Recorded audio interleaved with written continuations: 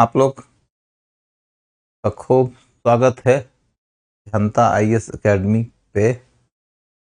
हम लोग आज शुरू करते हैं अपने स्रोत वाले टॉपिक के अंतर्गत साहित्य वाली श्रेणी में। जो टॉपिक हमारा है, कल जो मैंने बताया था क्लास में, उसका एक हल्का सा रिवीजन कराता हूं और उस रिवीजन के बाद आगे बढ़ूंगा। कौन कौन आ चुके हैं? Nisha Sharma, good evening.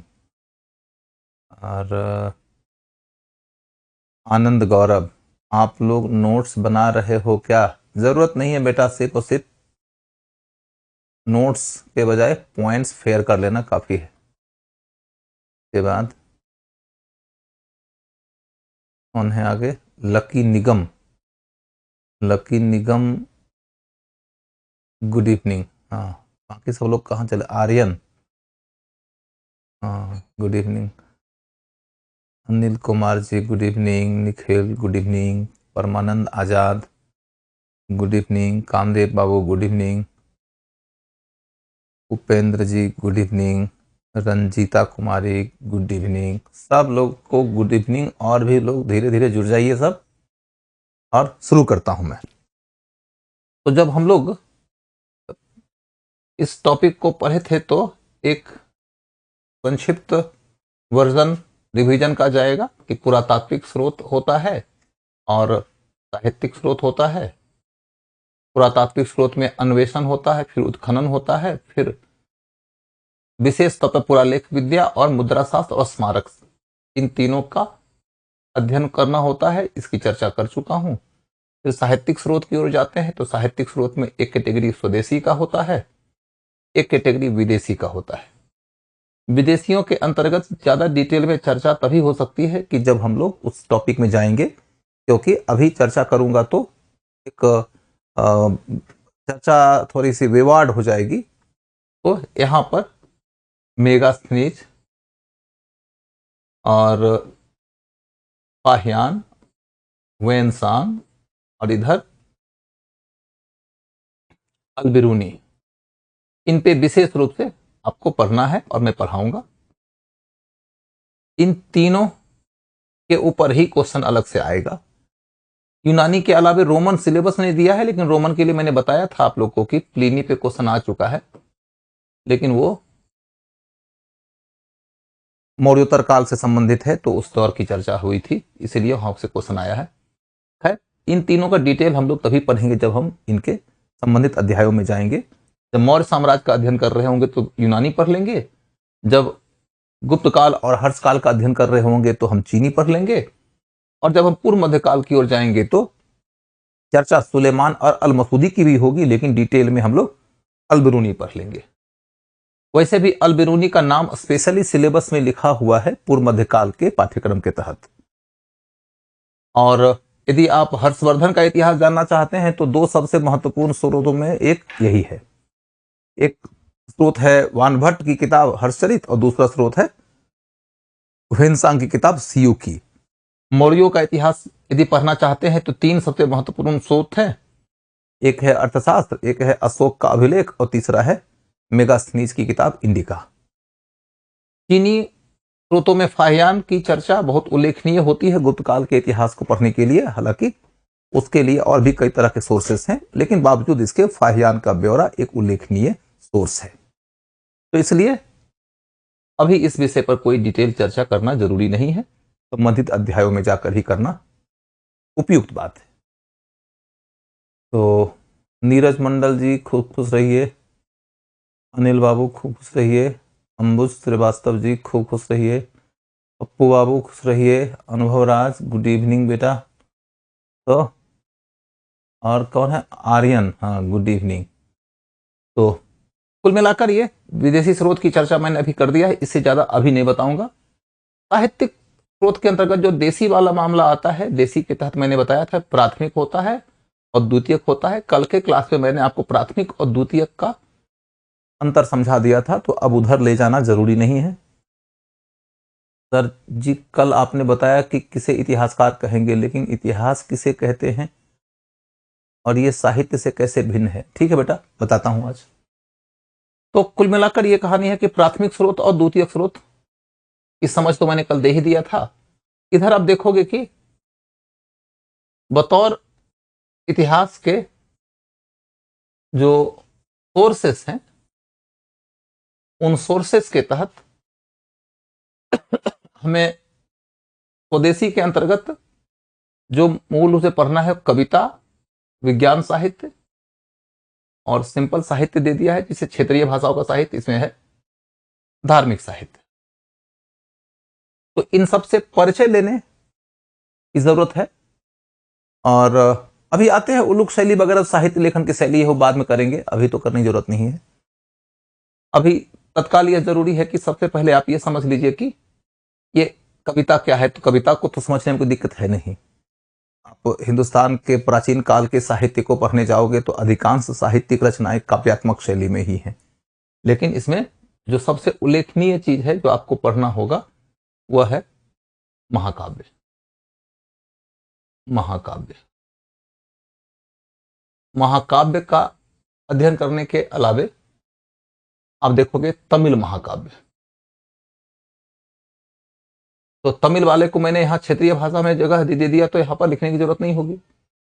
इसके अलावे और भी कई कवि हुए हैं, लेकिन मूल रूप से महाकाव्य है जिसके ऊपर स्पेशली क्वेश्चन आ सकता है। इतिहास के स्रोत के तौर पर रामायण और महाभारत का उपयोग कैसे किया जाए, इस विषय के ऊपर चर्चा हम करेंगे तब जब हम चले जाएंगे गुप्त काल के दौरान। मौर्योत्तर काल से लेकर गुप्त काल के दौरान का अध्ययन करने के बाद ही हम उन दोनों का अध्ययन करेंगे। और आप देखोगे कि इस विषय पे डिस्क्रिप्शन दिया भी गया है उपेंद्र सिंह जी की किताब में। विज्ञान की कई सारी किताबें हैं, जैसे बक्साली पोथी है, बक्साली पोथी है,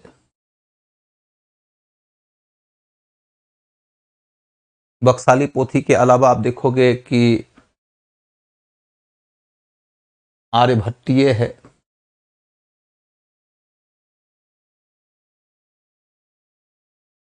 ये फिर देखोगे ब्रह्म सिद्धांत है,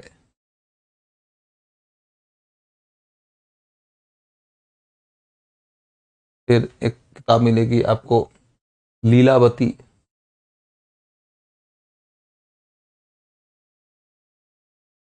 जो भास्कराचार्य ने लिखा था। ये सब गणित की किताबें। इसके अलावे आप देखोगे कि वराह मिहिर,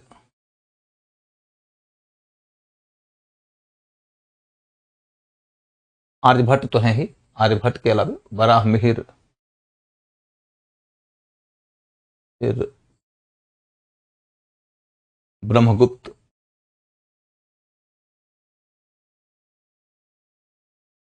ये सब बड़े बड़े खगोल शास्त्री हुए हैं,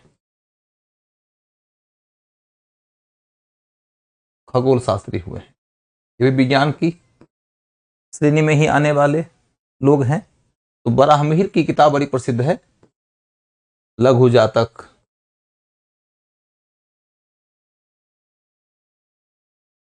बृहद जातक,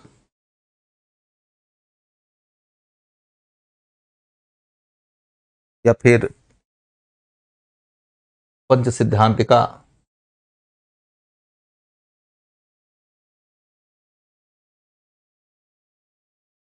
ये सब बड़ी प्रसिद्ध किताबें हैं। इन किताबों का विकास अलग अलग कालों में हो रहा है। जैसे अधिकांश किताबें देखिएगा तो आपको ये नजर आने को है कि मौर्योत्तर काल से लेकर गुप्त काल के दौरान रची गई है। कुछ किताबें गुप्त काल के बाद के दौर की हैं। जैसे कि यहां पर मैंने जो ये दो बताया, ये 7th सेंचुरी है और ये 12th सेंचुरी है। बाकी जितनी है इनमें से एक ये किताब है जो पोस्ट मौर्यन है, और बाकी जितनी किताबें हैं, आर्यभट्टीय हो चाहे वराह मिहिर की जितनी रचनाएं हैं, ये सब कुछ। आर्यभट्ट थे 4th सेंचुरी के और ये थे 5th सेंचुरी के। तो ये सारी रचनाएं किसी न किसी कालखंड से जुड़ी हुई है। तो एक टॉपिक हम लोग के लिए बहुत महत्वपूर्ण है, वह है प्राचीन काल में विज्ञान और प्रौद्योगिकी का विकास। यह हमारे सिलेबस के सबसे अंतिम टॉपिक में आता है, प्राचीन काल के सिलेबस के अंतर्गत। इसके अतिरिक्त हम गुप्तकाल का अध्ययन जब करते हैं तो गुप्तकाल में भी हमें स्पेशल टॉपिक पढ़ना होता है, गुप्तकालीन विज्ञान। तो गुप्तकालीन विज्ञान पर हो चाहे प्राचीन काल में विज्ञान पर हो, इन दोनों की पढ़ाई जब करोगे तो उस समय आप इन सब के बारे में थोड़ी विस्तृत जानकारी हासिल कर पाओगे। अभी जरूरत नहीं है कि आप इन सब के डिटेल में चले जाइए। बस इतना ध्यान रखना है कि ये सारी किताबें आपके पास में उपलब्ध हो जाती हैं।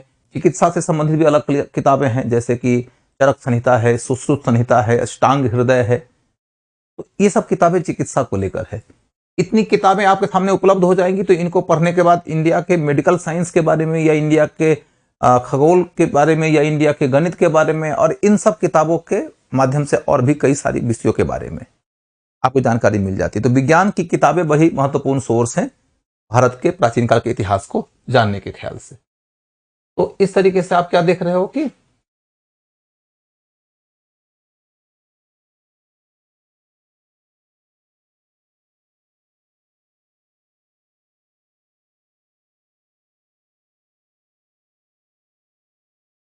एक तो कविताओं की विज्ञान किताबें हो गई, बाकी क्षेत्रीय भाषाओं का साहित्य जो है इसके तहत उल्लेखनीय बात क्या है, तो एक तो तमिल,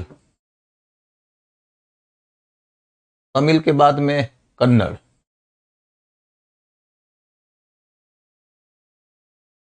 कन्नड़ कन्नड़ कन्नड़ फिर एक है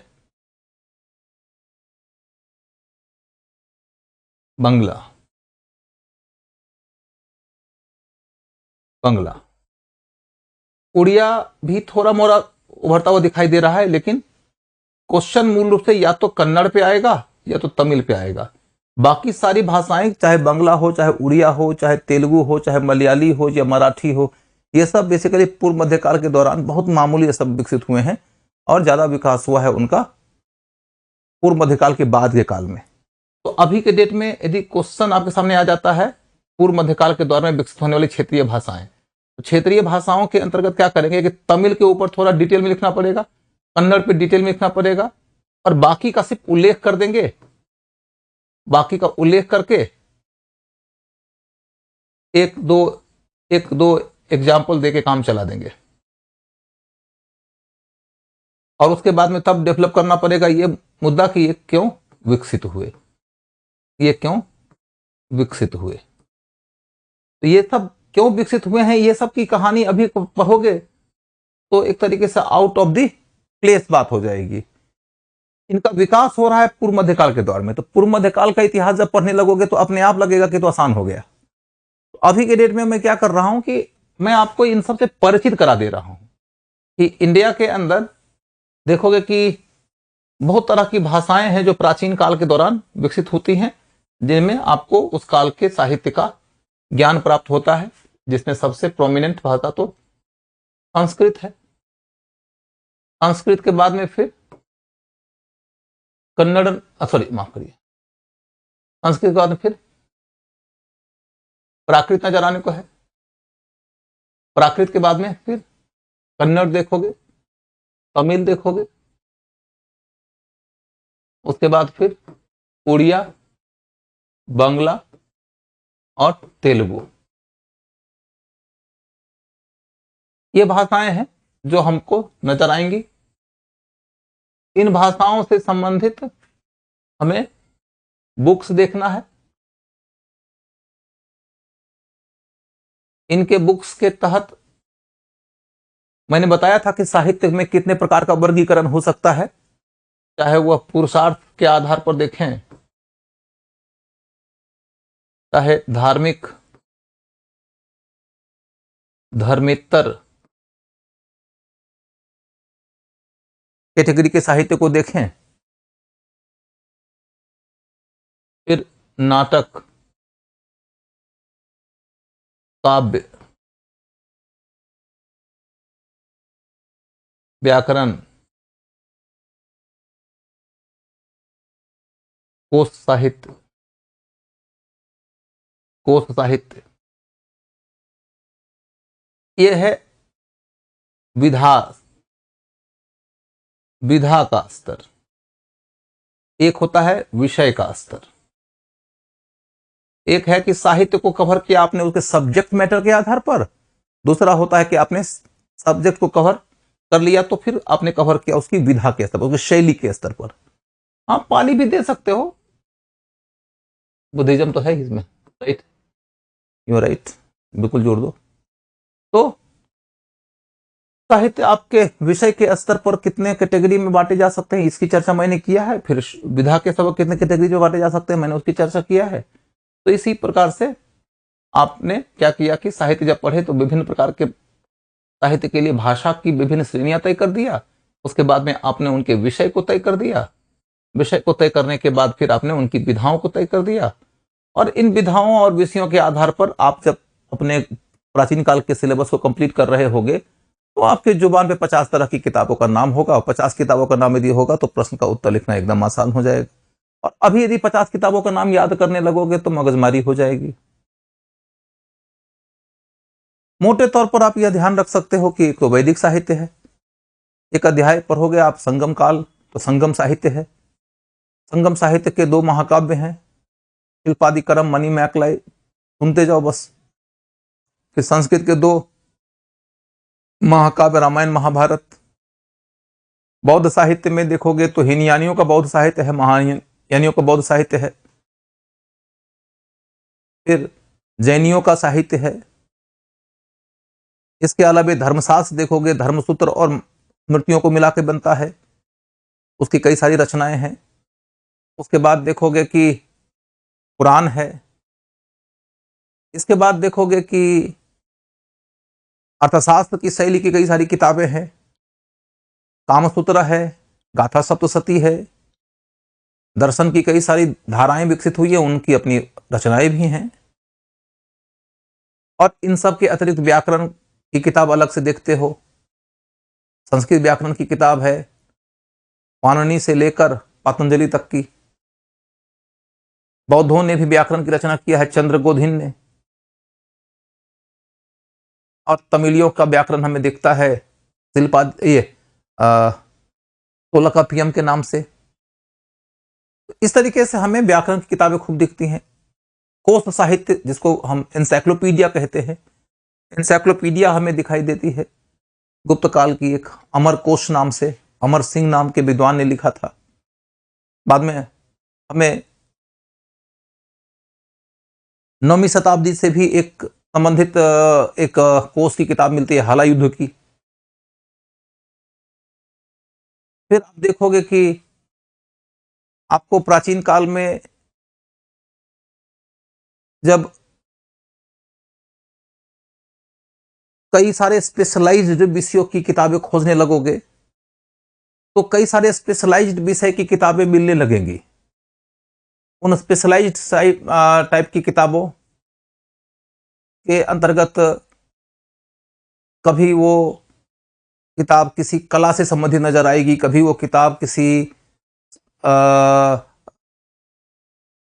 परफॉर्मिंग आर्ट से संबंधित नजर आएगी। जैसे एक किताब है भरत मुनि की किताब है नाट्य शास्त्र, तो भरत मुनि की किताब नाट्य शास्त्र है। उस नाट्य शास्त्र के अंतर्गत आपको बहुत सारी डिटेल्ड जानकारी मिल जाएगी उस दौर में अभिनय को लेकर, नृत्य को लेकर, संगीत को लेकर।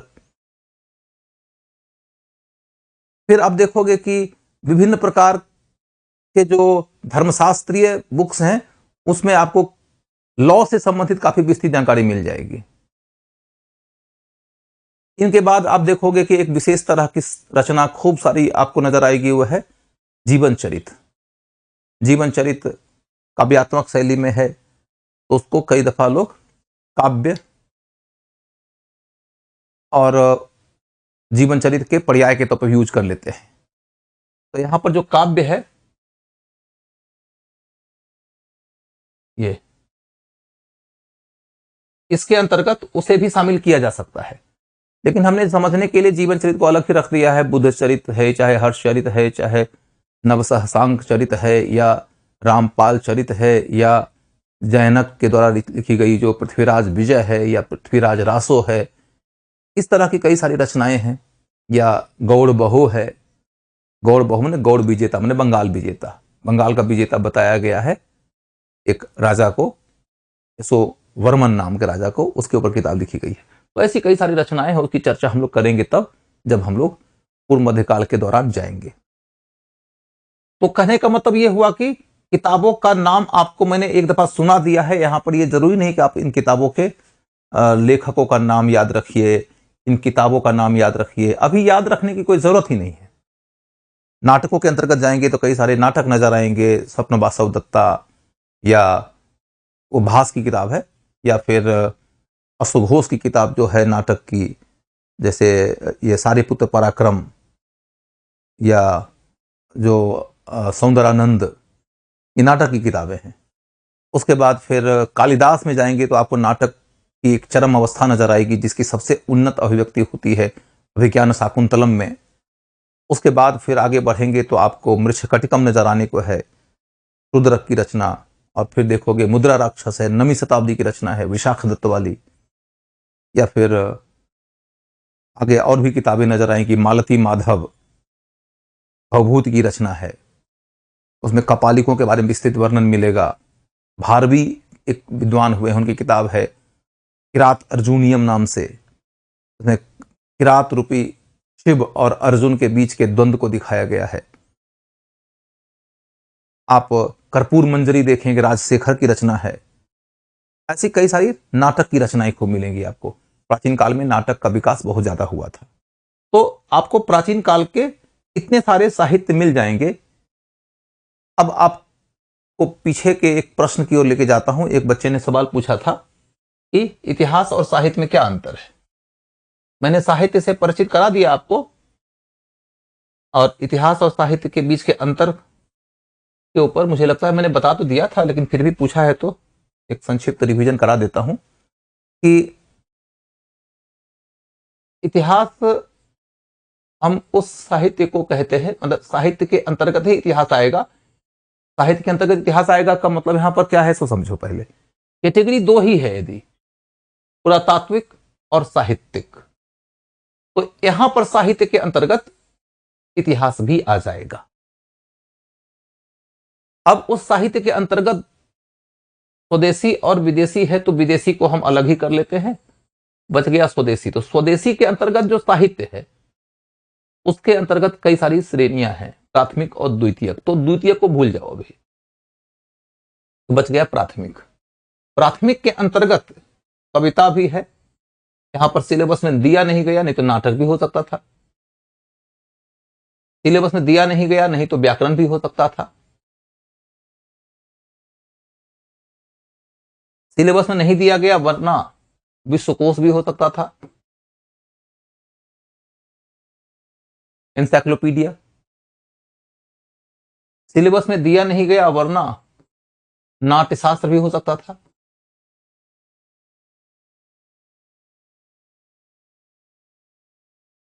तो इसलिए यहां पर एक ही चीज दे दिया गया। इधर देखोगे दूसरी श्रेणी है विज्ञान की साहित्य, उसके अंतर्गत विज्ञान के बारे में विस्तार से जानकारी मिली है।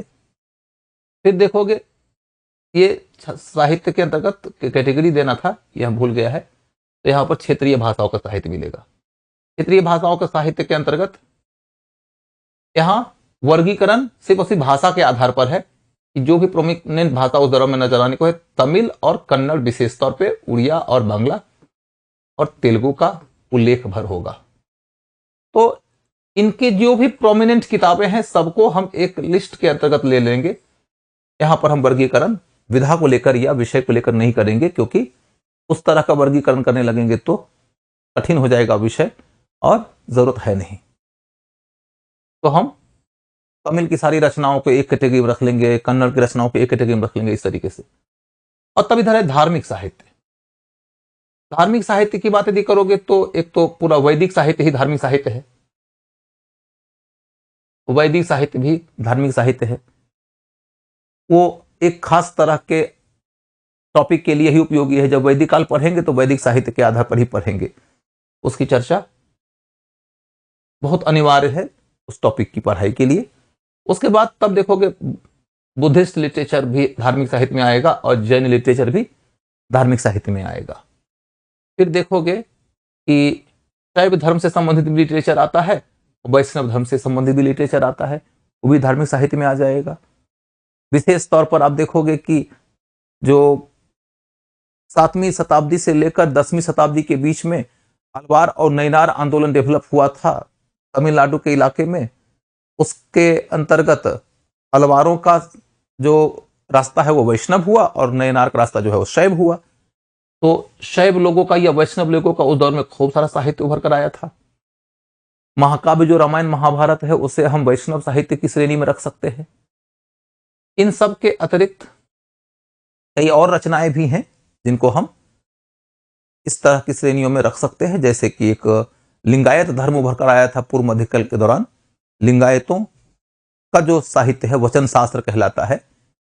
वो चूंकि शिव के लिंग की पूजा करते हैं तो हम इसे शैव धर्म की श्रेणी में रखते हैं। इस तरीके से वचन शास्त्र को भी इसमें रखा जा सकता है। वचन शास्त्र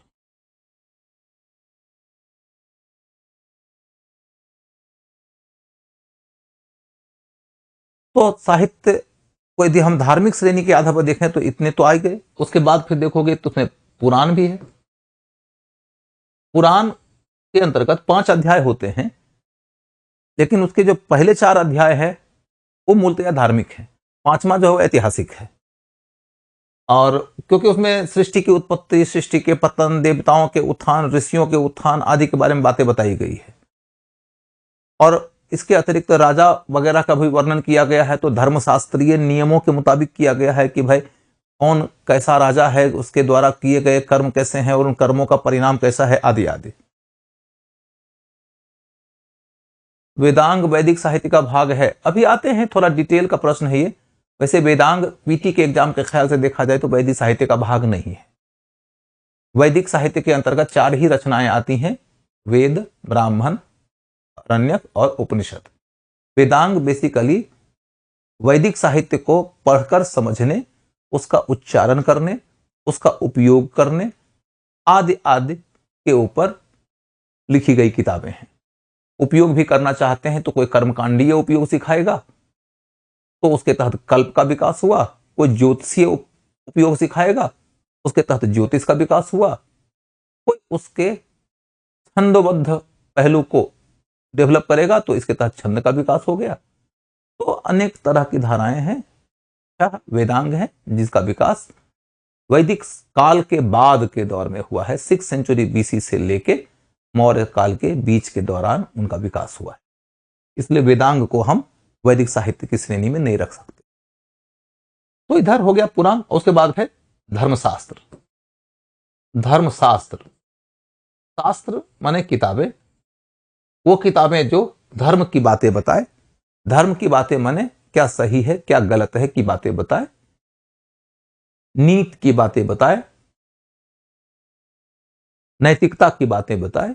और इस तरह की श्रेणी में सूत्र साहित्य, पर्टिकुलरली धर्मसूत्र, धर्मसूत्र और स्मृति साहित्य आता है। स्मृति साहित्य, अब जब आप 6th सेंचुरी BC से लेकर मौर्य काल के साहित्य को पढ़िएगा तो वहां पर आपको सूत्र साहित्य और उसके अंतर्गत धर्मसूत्र का साहित्य का ज्ञान हो जाएगा। जैसे आप लोगों ने कहीं शायद सुना होगा, आपस्तंभ सूत्र है या बौद्धायन सूत्र है या गौतम का धर्मसूत्र है या वशिष्ठ का धर्मसूत्र है। ये 4 बहुत ज्यादा प्रोमिनेंट हैं, आपस्तंभ, गौतम, बौद्धायन और वशिष्ठ। ये 5वीं शताब्दी BC से लेकर मौर्य काल के बीच के दौर की रचनाएं हैं। और उसके बाद मौर्योत्तर काल से देखोगे तो स्मृतियों की रचना शुरू हो जाती है।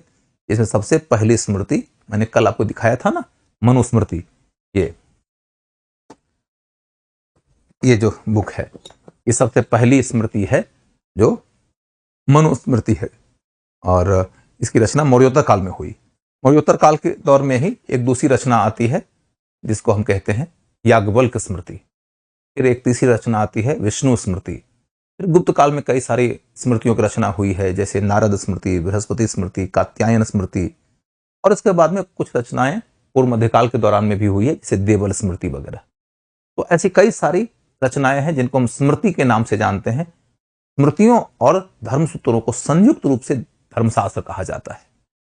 उन धर्मशास्त्रों को पढ़ने से आपको इतिहास लिखने में बहुत तरह की सहायता मिलेगी। इनके अंतर्गत आपको राजा के आदर्श की जानकारी मिलेगी, कर प्रणाली की जानकारी मिलेगी,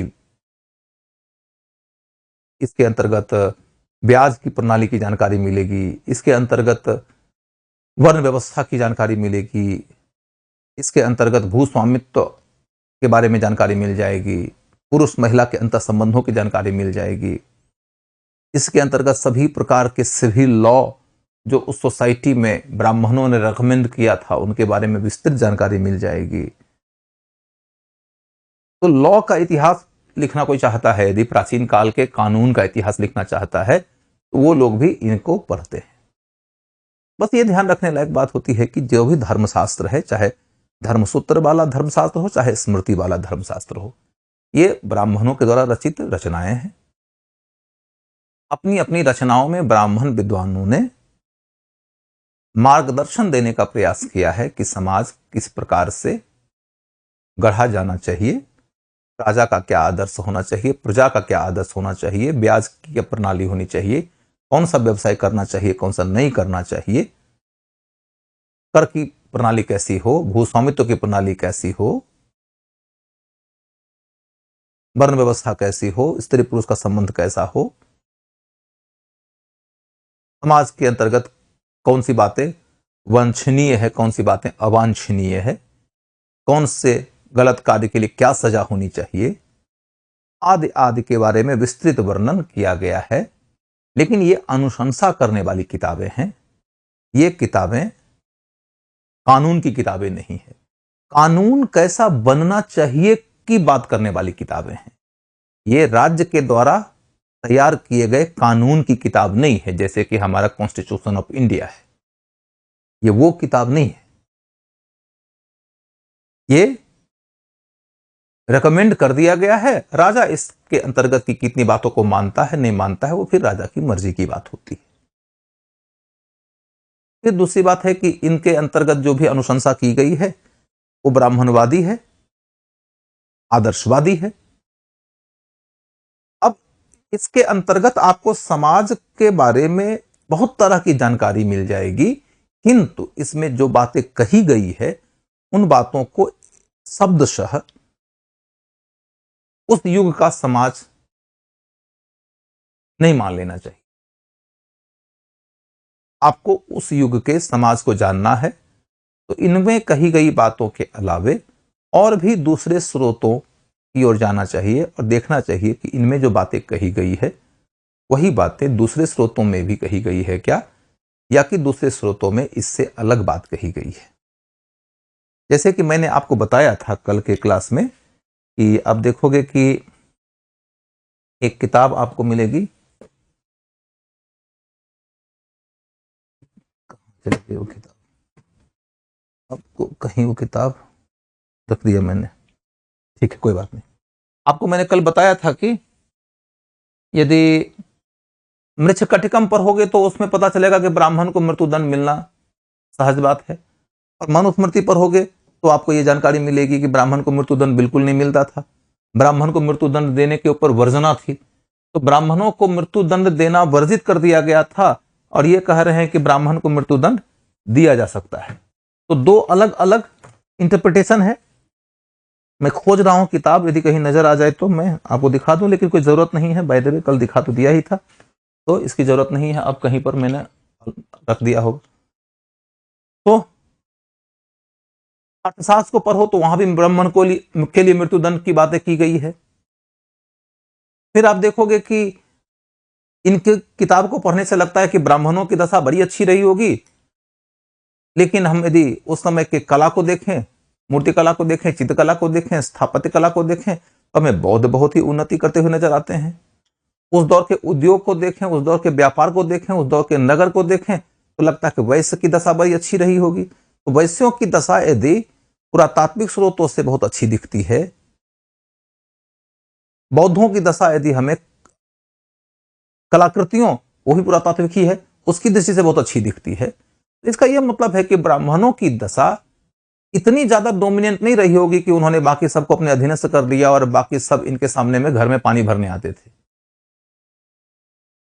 निश्चित तौर पर समाज में कई तरह की डोमिनेंट सांस्कृतिक धाराएं चल रही होंगी। ब्राह्मणों ने भी अपने आप को पोजीशन में लाने का प्रयास किया और इन्होंने अपनी ओर से कई तरह के अनुशंसाएं की। राजा के सामने एक तरफ ब्राह्मण भी हैं, दूसरी तरफ बौद्ध भी हैं, वैश्य भी हैं, और उन सब को मिला के राजा चलता था। और इसलिए राजा क्या करता था, सबको धार्मिक स्वतंत्रता दे देता था, सबके प्रति समानतापूर्ण व्यवहार करता था, वैश्य की जरूरत के मुताबिक उन्हें भी कई प्रकार का संरक्षण देता था, बौद्ध को भी कई प्रकार का संरक्षण देता था, ब्राह्मण को भी कई प्रकार का संरक्षण देता था। अब जब सारे के सारे पहलुओं को देखेंगे तो उस समय के राजा की पॉलिसी, उस समय के समाज की वास्तविक दशा, उस समय की संस्कृति की वास्तविक दशा, उस समय के धर्म का वास्तविक स्टेटस, कौन से धर्म का पोजीशन था, इसके बारे में गहरी जानकारी मिल जाएगी। किसी एक किताब मात्र को पढ़ के हम इतिहास लिखेंगे तो हम भ्रमित हो जाएंगे। आपने देखा होगा कि जो विदेशी लोग भारत का इतिहास लिखते हैं ना, वो लोग शुरुआती दौर में यही करते थे। उन्होंने शुरुआती दौर में क्या किया कि भारत का इतिहास लिखा और ये कह दिया कि ब्राह्मणों की दशा काफी डोमिनेंट थी। तो ब्राह्मणों की डोमिनेंट दशा को दिखाने के लिए उन्होंने बार बार स्मृतियों का और धर्मसूत्रों का सहारा लिया और कह दिया कि धर्मशास्त्र को देखने से हमें उस युग के समाज की जानकारी मिल जाती है, और धर्मशास्त्रों में तो ब्राह्मणों की दशा बड़ी ही डोमिनेंट थी। अब दूसरी ओर चलकर देखोगे कि जो दलितवादी लोग हैं, जो विद्वान लोग, दलित विचारक हैं, वो लोग भी प्राचीन काल को और उस काल के धर्म को, पर्टिकुलरली जो हिंदू धर्म है, जिसको ब्राह्मण धर्म या सनातन धर्म भी कई लोग कहते हैं, उस धर्म को दलित विरोधी और जातिवादी और भेदभावकारी बताया गया और यह कह दिया गया कि इन किताबों के मुताबिक जो व्यवस्था बनाई गई थी वह व्यवस्था बहुत ही शोषणात्मक थी, बहुत ही दमनकारी थी, विभेदकारी थी। और ऐसे में हजारों साल से दलितों के साथ में बहुत ज्यादा इनह्यूमन ट्रीटमेंट हुआ, शूद्रों के साथ में बहुत ज्यादा इनह्यूमन ट्रीटमेंट हुआ। ये सारा का सारा निष्कर्ष निकाल के लाते हैं वो विचारक जो दलित विचारक माने जाते हैं। अब इसमें देखने लायक बात यह है कि ये सब जो विचारक साहब लोग लिख रहे होते हैं, इनमें से कोई गलत नहीं लिख रहे होते हैं, लेकिन इनमें से कोई भी लोग चाहे ये कह दे कि दलितों के साथ में अत्याचार और शूद्रों के साथ में अत्याचार हुआ और ये सब के सब जो व्यवस्था के निर्माता लोग थे, नियामक लोग थे, उन लोगों ने बहुत अधिक विशेषाधिकार एंजॉय किया, तो वो भी एकांगी बात कर रहे होते हैं, क्योंकि वो इन किताबों में कही गई बातों को उस युग के लॉ की श्रेणी में रख देते हैं और इन्हीं किताबों में कही गई गलत बातों को उस युग का इतिहास बता देते हैं।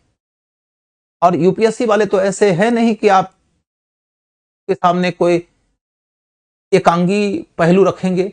उन्होंने तो क्वेश्चन पूछा कि धर्मशास्त्रों में वर्णित समाज उस युग का वास्तविक समाज नहीं था, इलुसिडेट करिए।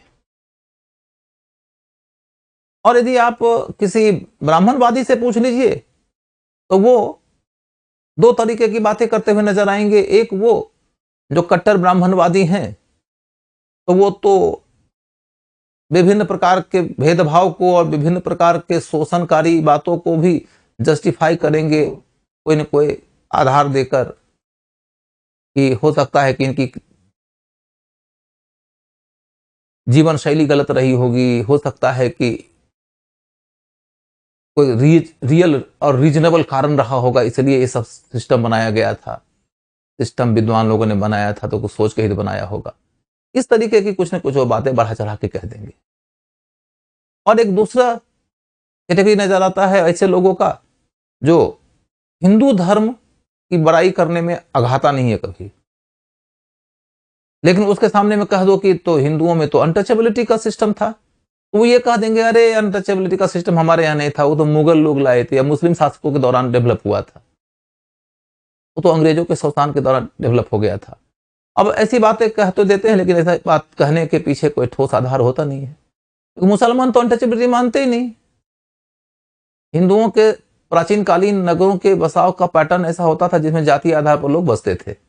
एक जाति के लोग उस शहर में बसेंगे, दूसरी जाति के लोग उस शहर में नहीं जाएंगे, पर्टिकुलरली अनटचेबल लोग नहीं जाएंगे। विदेशी यात्री आया था फाहियान, उसने देखा था कि जो डोम जाति के लोग होते थे या चंडाल जाति के लोग होते थे, वो सब सामान्य लोगों के शहरों में प्रवेश नहीं करते थे। यदि करना भी होता था तो वो ढोल बजा के चलते थे, लोगों को परिचित करा देते थे, इन्फॉर्म कर देते थे कि हम आए हैं, हमारे स्पर्श से आप यदि अपवित्र हो जाएंगे तो आपको दिक्कत होगी, तो आप सचेत हो जाइए। इन्हें किसी काम से बुलाया जाता होगा या किसी काम से जाते होंगे तो जाते हुए ये सूचना दे देते थे कि भाई देखो, मैं चंडाल हूं, मैं आपके बस्ती में आया हूं, आप हमसे दूर रहो। अब ब्राह्मण लोग ये कहते हुए नजर आते हैं कि चंडालों की छाया से भी दूर रहनी चाहिए, उनकी हड्डी से भी, मतलब उनको छू लेने से इंसान की हड्डी अपवित्र हो जाती है। तो तमाम तरह की बातें आपको ब्राह्मण ग्रंथों में मिल जाएंगी। तो ब्राह्मण ग्रंथों में आपको भेद की बातें नजर आ जाएंगी। विदेशी यात्री भी कह देता है कि अनटचेबिलिटी इतने ज्यादा प्रेवलेंट हुआ करती थी, लेकिन जो तथाकथित हिंदू धर्म के ध्वजारोहक लोग हैं वो ये कहते हुए नजर आएंगे कि अरे ये सब तो मुसलमानों के शासन के दौरान हुआ था, ये सब तो अंग्रेजों के काल में हुआ था। ऐसा कुछ नहीं हुआ था, ये सब प्राचीन काल में मौजूद था। बस इतनी बात है कि न तो हिंदू धर्म की ध्वजा उठा के चलने वाले लोग सही बोल रहे होते हैं, न तो दलितों की बात करने वाले लोग सही बोल रहे होते हैं, और न ही इनमें से कोई पूर्णतया गलत बोल रहे होते हैं। बात इतनी होती है कि सब के सब अपने पॉइंट ऑफ व्यू को लिखते हैं अपने एंगल से देखते हुए। और महावीर जैन ने बड़ी सही शिक्षा दिया है कि पूरा सत्य कोई देख नहीं पाता है, सत्य बहुत जटिल होता है। हर आदमी अपने प्रिज्म से चीजों को देख रहा होता है और अपने तरीके से चीजों की व्याख्या कर रहा होता है, व्याख्या करके एक निष्कर्ष निकाल देता है। उसके निष्कर्ष को सत्य का अंश मानिए, पूरा सत्य मत मानिए। Every claim is a partial truth. प्रत्येक दावा एक सत्यांश है, कोई भी दावा सत्य नहीं। तो इस तरीके से आपको यह अंदाजा लग जाएगा कि धर्मशास्त्रों के माध्यम से बहुत कुछ जानकारी मिल जाती है, किंतु धर्मशास्त्रों के अंतर्गत दी गई जानकारी को पूर्ण रूपेण एक्सेप्ट नहीं करना चाहिए। उसके अंदर की ऐतिहासिकता को एग्जामिन करने की जरूरत है, और इसके लिए अनेक उस कालीन सोर्सेस के साथ मिलाकर उसका अध्ययन करना चाहिए। यही है धर्मशास्त्र। तो यहां तक मैंने धर्मशास्त्र का परिचय दे दिया है। अब यहां पर कुछ क्वेश्चन आया है। किरात अर्जुनीय तो देख लिया है, वैदिक तो बता ही दिया है। तिरुवल्लुर की रचना जो भी है, आर्यन बाबू, तिरुकुरल, वो सब संगम साहित्य में आएगा। संगम साहित्य का जो विभाजन होता है उसके अंतर्गत वो दो कैटेगरीज हैं, एक है मिल्क नक्कू, एक है किल्क नक्कू। वो किल्क नक्कू की कैटेगरी में आता है, तो उसकी चर्चा अलग से नहीं करेंगे, संगम साहित्य में करेंगे। प्रवीण बाबू क्या लिखे हैं, 6th सेंचुरी बीसी को 6th सेंचुरी बीसी कह सकते हैं या नहीं? 6th सेंचुरी बीसी को 600 बीसी कह सकते हैं कि नहीं? 600 बीसी मत कहो, 600 बीसी कहोगे तो एक साल मात्र की चर्चा होगी ना। 600 बीसी यदि कहते हो तो सिर्फ और सिर्फ एक वर्ष का तुम उल्लेख कर रहे हो, और यहां पर क्या है, एक शताब्दी की बात हो रही है। जब हमने 6th सेंचुरी बीसी कहा तो हम 599 बीसी से लेकर 500 बीसी तक की चर्चा कर सकते हैं। 100 वर्षों का कवरेज है उसमें, और तुम्हारे बारे में सिर्फ एक वर्ष का कवरेज है, इसलिए वो मत कहो। फिर क्या है, सर जब समान अधिकार था ही तो फिर बौद्ध और जैन का उदय क्यों हुआ? ये कौन कहा तुमको कि समान अधिकार था? भेद की स्थिति थी। भेद की स्थिति कितनी थी ये देखना होता है। और दूसरी बात यह है कि भेद की स्थिति जब थी तो एक ने भेद किया और दूसरे ने उसे उस तरीके से स्वीकार कर लिया जैसे कि कोई दुर्बल स्वीकार कर लेता है, जैसे कोई निर्बल स्वीकार कर लेता है, जैसे कि एक आदमी जैसे भेड़ को हाँकता है। क्या सब के सब भेड़ को हाँकने की पद्धति में समाज को हाँक रहे थे, या कि समाज के अंदर कई और भी शक्तियां थी, जो शक्तियां इनके ब्राह्मणों के प्रभुत्व स्थापित करने की कोशिश का विरोध करती थी, और विरोध करने वाले लोग भी सक्षम थे, अपना विकल्प भी खोज रहे थे और विकल्प डेवलप भी कर रहे थे और उस विकल्प को सशक्त भी बना रहे थे। और इनके बढ़ते और सशक्त होते हुए विकल्प के कारण राजाओं को ब्राह्मणों मात्र के मुताबिक सोचना नहीं होता था, दूसरे एंगल को भी ध्यान में रखना होता था। और इन दोनों को ध्यान में रखेंगे तो राजा का जो नजरिया है वह बहुत कठोर, बहुत कट्टरपंथी, बहुत अधिक ब्राह्मणवादी हो ही नहीं सकता। बस इसी को तो समझना होता है कि बुद्धिज्म और जैनिज्म भी अपने आप में क्यों आया। बुद्धिज्म और जैनिज्म दो विचारधाराएं हैं, दोनों विचारधाराओं की अपनी सामाजिक मान्यताएं हैं, दोनों की मान्यता वर्णवाद के आधार पर होने वाले भेद के विरुद्ध है। और जब आप वर्णवाद के विरुद्ध कोई विकल्प लेकर आएंगे तो आपको पॉपुलैरिटी कैसे मिलेगी? मुट्ठी भर लोग ऐसे होंगे जो ब्राह्मण होंगे तब भी बुद्धिज्म को और जैनिज्म को सपोर्ट करेंगे, उनके अपने कारण हैं, उनकी चर्चा अभी नहीं करेंगे। लेकिन बहुत बड़ी संख्या ऐसी है जो बौद्ध और जैन धर्म को सपोर्ट करने वाले थे और वो ब्राह्मणवादी व्यवस्था से नाराज थे। और ब्राह्मणवादी व्यवस्था से नाराज लोगों ने किस तरीके से अपने आप को सशक्त किया, तो आप देखो कि एग्रीकल्चर के रास्ते से, इंडस्ट्री के रास्ते से, ट्रेड के रास्ते से वो सशक्त हो रहे थे आर्थिक स्तर पर। नगरीकरण जब विकसित हो रहा था तो वो सशक्त हो रहे थे सामाजिक स्तर पे। और तब उन्होंने अपने ख्याल से अपने लिए उचित दर्शन के तौर पर बुद्धिज्म को देखा, जैनिज्म को देखा तो इसको सपोर्ट किया। न सिर्फ इनके वो सदस्य बन गए, इनके वो अनुयायी बन गए, बल्कि उन्होंने इनके पॉपुलैरिटी को प्रमोट करने में कंट्रीब्यूट किया, जिसके बदौलत इनके मठों का विकास हुआ, इनके साहित्य का विकास हुआ, इनकी कलाकृतियों का विकास हुआ, इनके स्तूपों और चैत्यों का विकास हुआ, इनके शिक्षा केंद्रों का विकास हुआ। इनमें से कोई भी कार्य ऐसा नहीं था जो बिना पैसे के हो सकता था। और पैसा कहां से आया? तो पैसा या तो राजा ने संरक्षण के माध्यम से दिया, या तो जनता ने दान किया, और जनता में विशेष तौर पर धनी मानी जनता ने दान किया। अब यहां पर गौर करने लायक बात यह है कि राजा वगैरह सामान्य तौर पर किसी धर्म को तभी दान देता है जबकि उसको लगता है कि इसको दान देने से हमको कोई राजनीतिक लाभ होगा। राजा तो बिना राजनीतिक लाभ के कोई काम ही नहीं करता है। राजा तो राजनीतिक लाभ के बिना काम करे तो ये तो हजारों में एक दो केस होगा। राजा राजनीतिक लाभ के लिए करता है, वह राजनीतिक लाभ के रूप में बुद्धिज्म और जैनिज्म को सपोर्ट किया क्योंकि वो समाज में पॉपुलर हो रहे थे। किस समाज में पॉपुलर हो रहे थे? तो गैर ब्राह्मण समाज में। गैर ब्राह्मण समाज में पॉपुलर हो रहे थे, इसका मतलब है कि गैर ब्राह्मणों के समाज का अपना एक आर्थिक, एक सामाजिक, एक सांस्कृतिक फोर्स हुआ करता था और उस फोर्स को राजा भी रेकन करता था, उसकी पहचान करता था और पहचान करने के आधार पर राजा उनको सपोर्ट करता था, उनका संरक्षण करता था। इसी बात को समझना होता है। हम यदि इन बातों को नहीं समझते हैं तो हम एक धारा में ही पूरा प्राचीन काल पढ़ लेते हैं कि ब्राह्मणों का धर्म उभरा, उन्होंने वर्णवाद बना दिया, वर्णवाद को धीरे धीरे कठोर कर दिया और इस तरीके से शोषण चल रहा था। मुट्ठी भर लोग शोषक थे, बाकी लोग शोषित थे। इतिहास इतना सीधा नहीं डेवलप हुआ था और भी दूसरे फोर्सेस थे, इसी बात को समझना था। आनंद बाबू समझ गए, आनंद, गौरव और बाकी लोग भी समझ गए होंगे मेरे ख्याल से। मैंने और भी एक बात बता दिया कि डिटेल अभी नहीं बता रहा हूं, और तो मैं आपको परिचित करा दिया हूं, इसका डिटेल समय पर आएगा।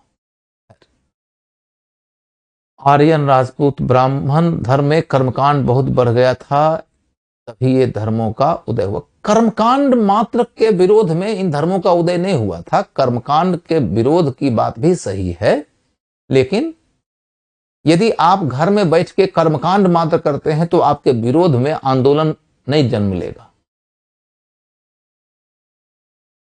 धर्म सिर्फ और सिर्फ कर्मकांड ही नहीं होता है, धर्म का एक आर्थिक पहलू भी होता है, उसका एक सामाजिक पहलू भी होता है, उसका एक राजनीतिक पहलू भी होता है।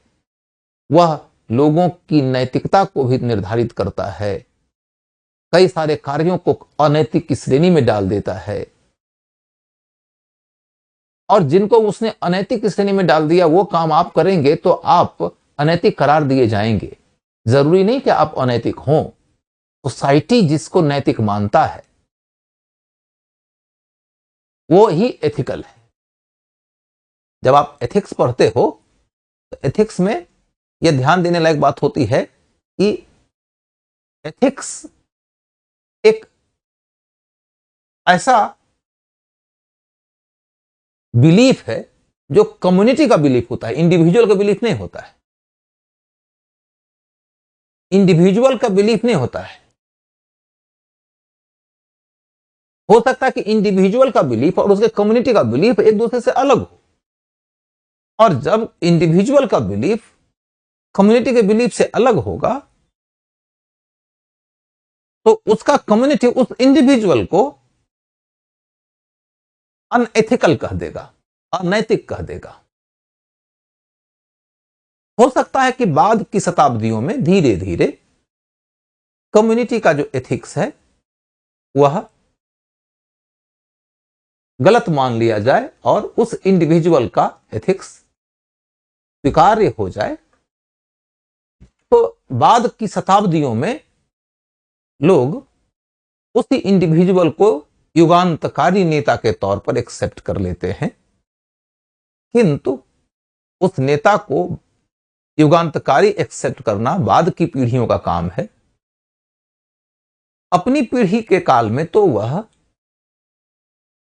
धर्मद्रोही तक करार दिया गया है।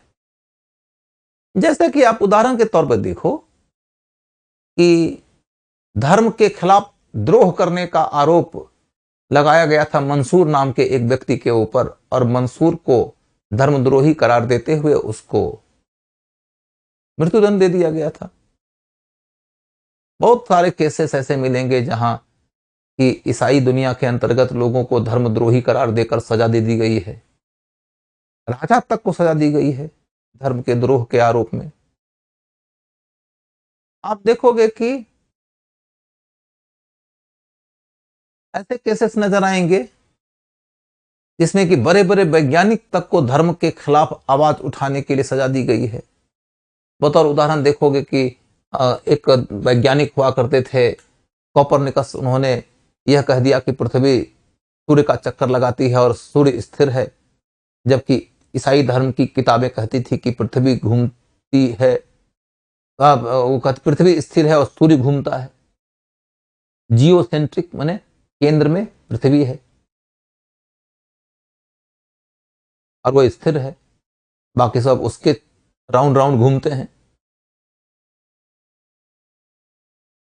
जब उसने कहा कि नहीं पृथ्वी तो घूमती है सूर्य स्थिर है, तो एक तरीके से उसने बाइबल में कही गई बात का खंडन कर दिया, और इस तरीके से बाइबल की बात का खंडन हो गया तो भगवान की बात का खंडन हो गया, तो उसे धर्मद्रोही करार दे दिया गया और उसको आजीवन हाउस अरेस्ट में रहना पड़ा। उसकी किताब पब्लिश नहीं हो सकी। बाद में उसके एक फॉलोअर ने उसकी किताब के अंदर की वैज्ञानिकता को एक्सेप्ट करते हुए उसको पब्लिक के बीच में लाने का प्रयास किया।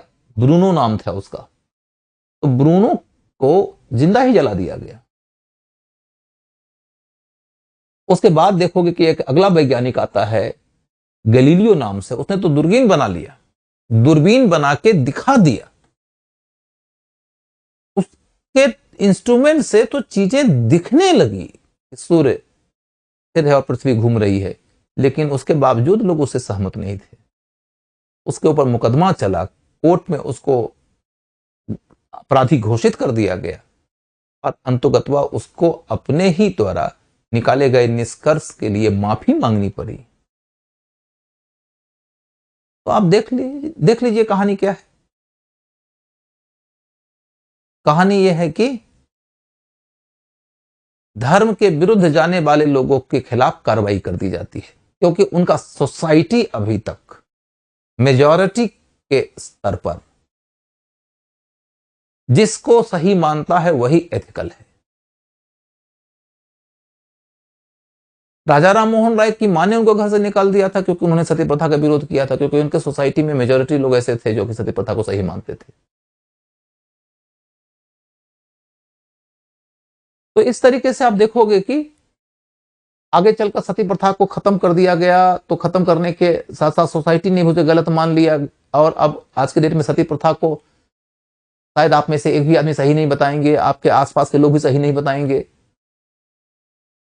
लेकिन राजा राम मोहन राय के काल और आपके काल के बीच में अंतर यह है कि राजा राम मोहन राय अपने काल में ऐसी सोच रखने वाले मुट्ठी भर लोग थे।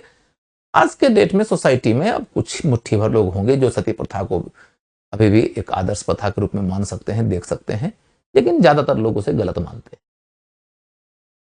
अपने समय में राजा राम मोहन राय अपने ही आसपास के लोगों, माता पिता की निगाह में ही अनैतिक हो गए थे। परंपरागत समाज, ब्राह्मण समाज उन्हें अनैतिक कह रहा था। यह और बात है कि ब्रिटिश सरकार दूसरे पृष्ठभूमि से आई थी, तो उन्होंने इसके खिलाफ कानून बनाकर इसको अबोलिश कर दिया। तो कहने का तात्पर्य यही हुआ कि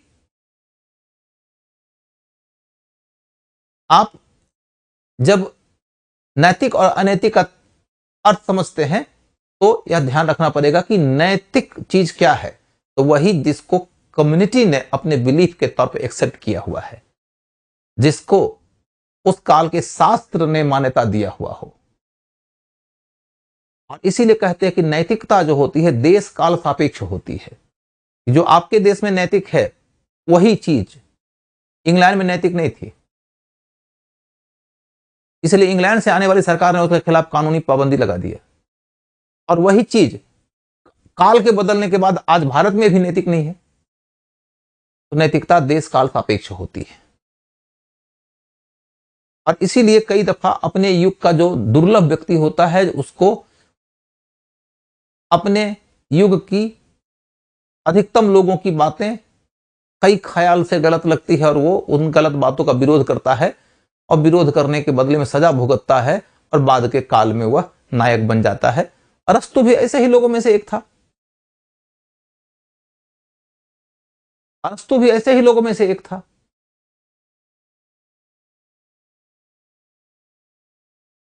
तो यहां पर अरस्तु का जब अध्ययन करिएगा तो आपको एक बात समझ में आएगी कि अरस्तु के ऊपर क्या आरोप लगा था।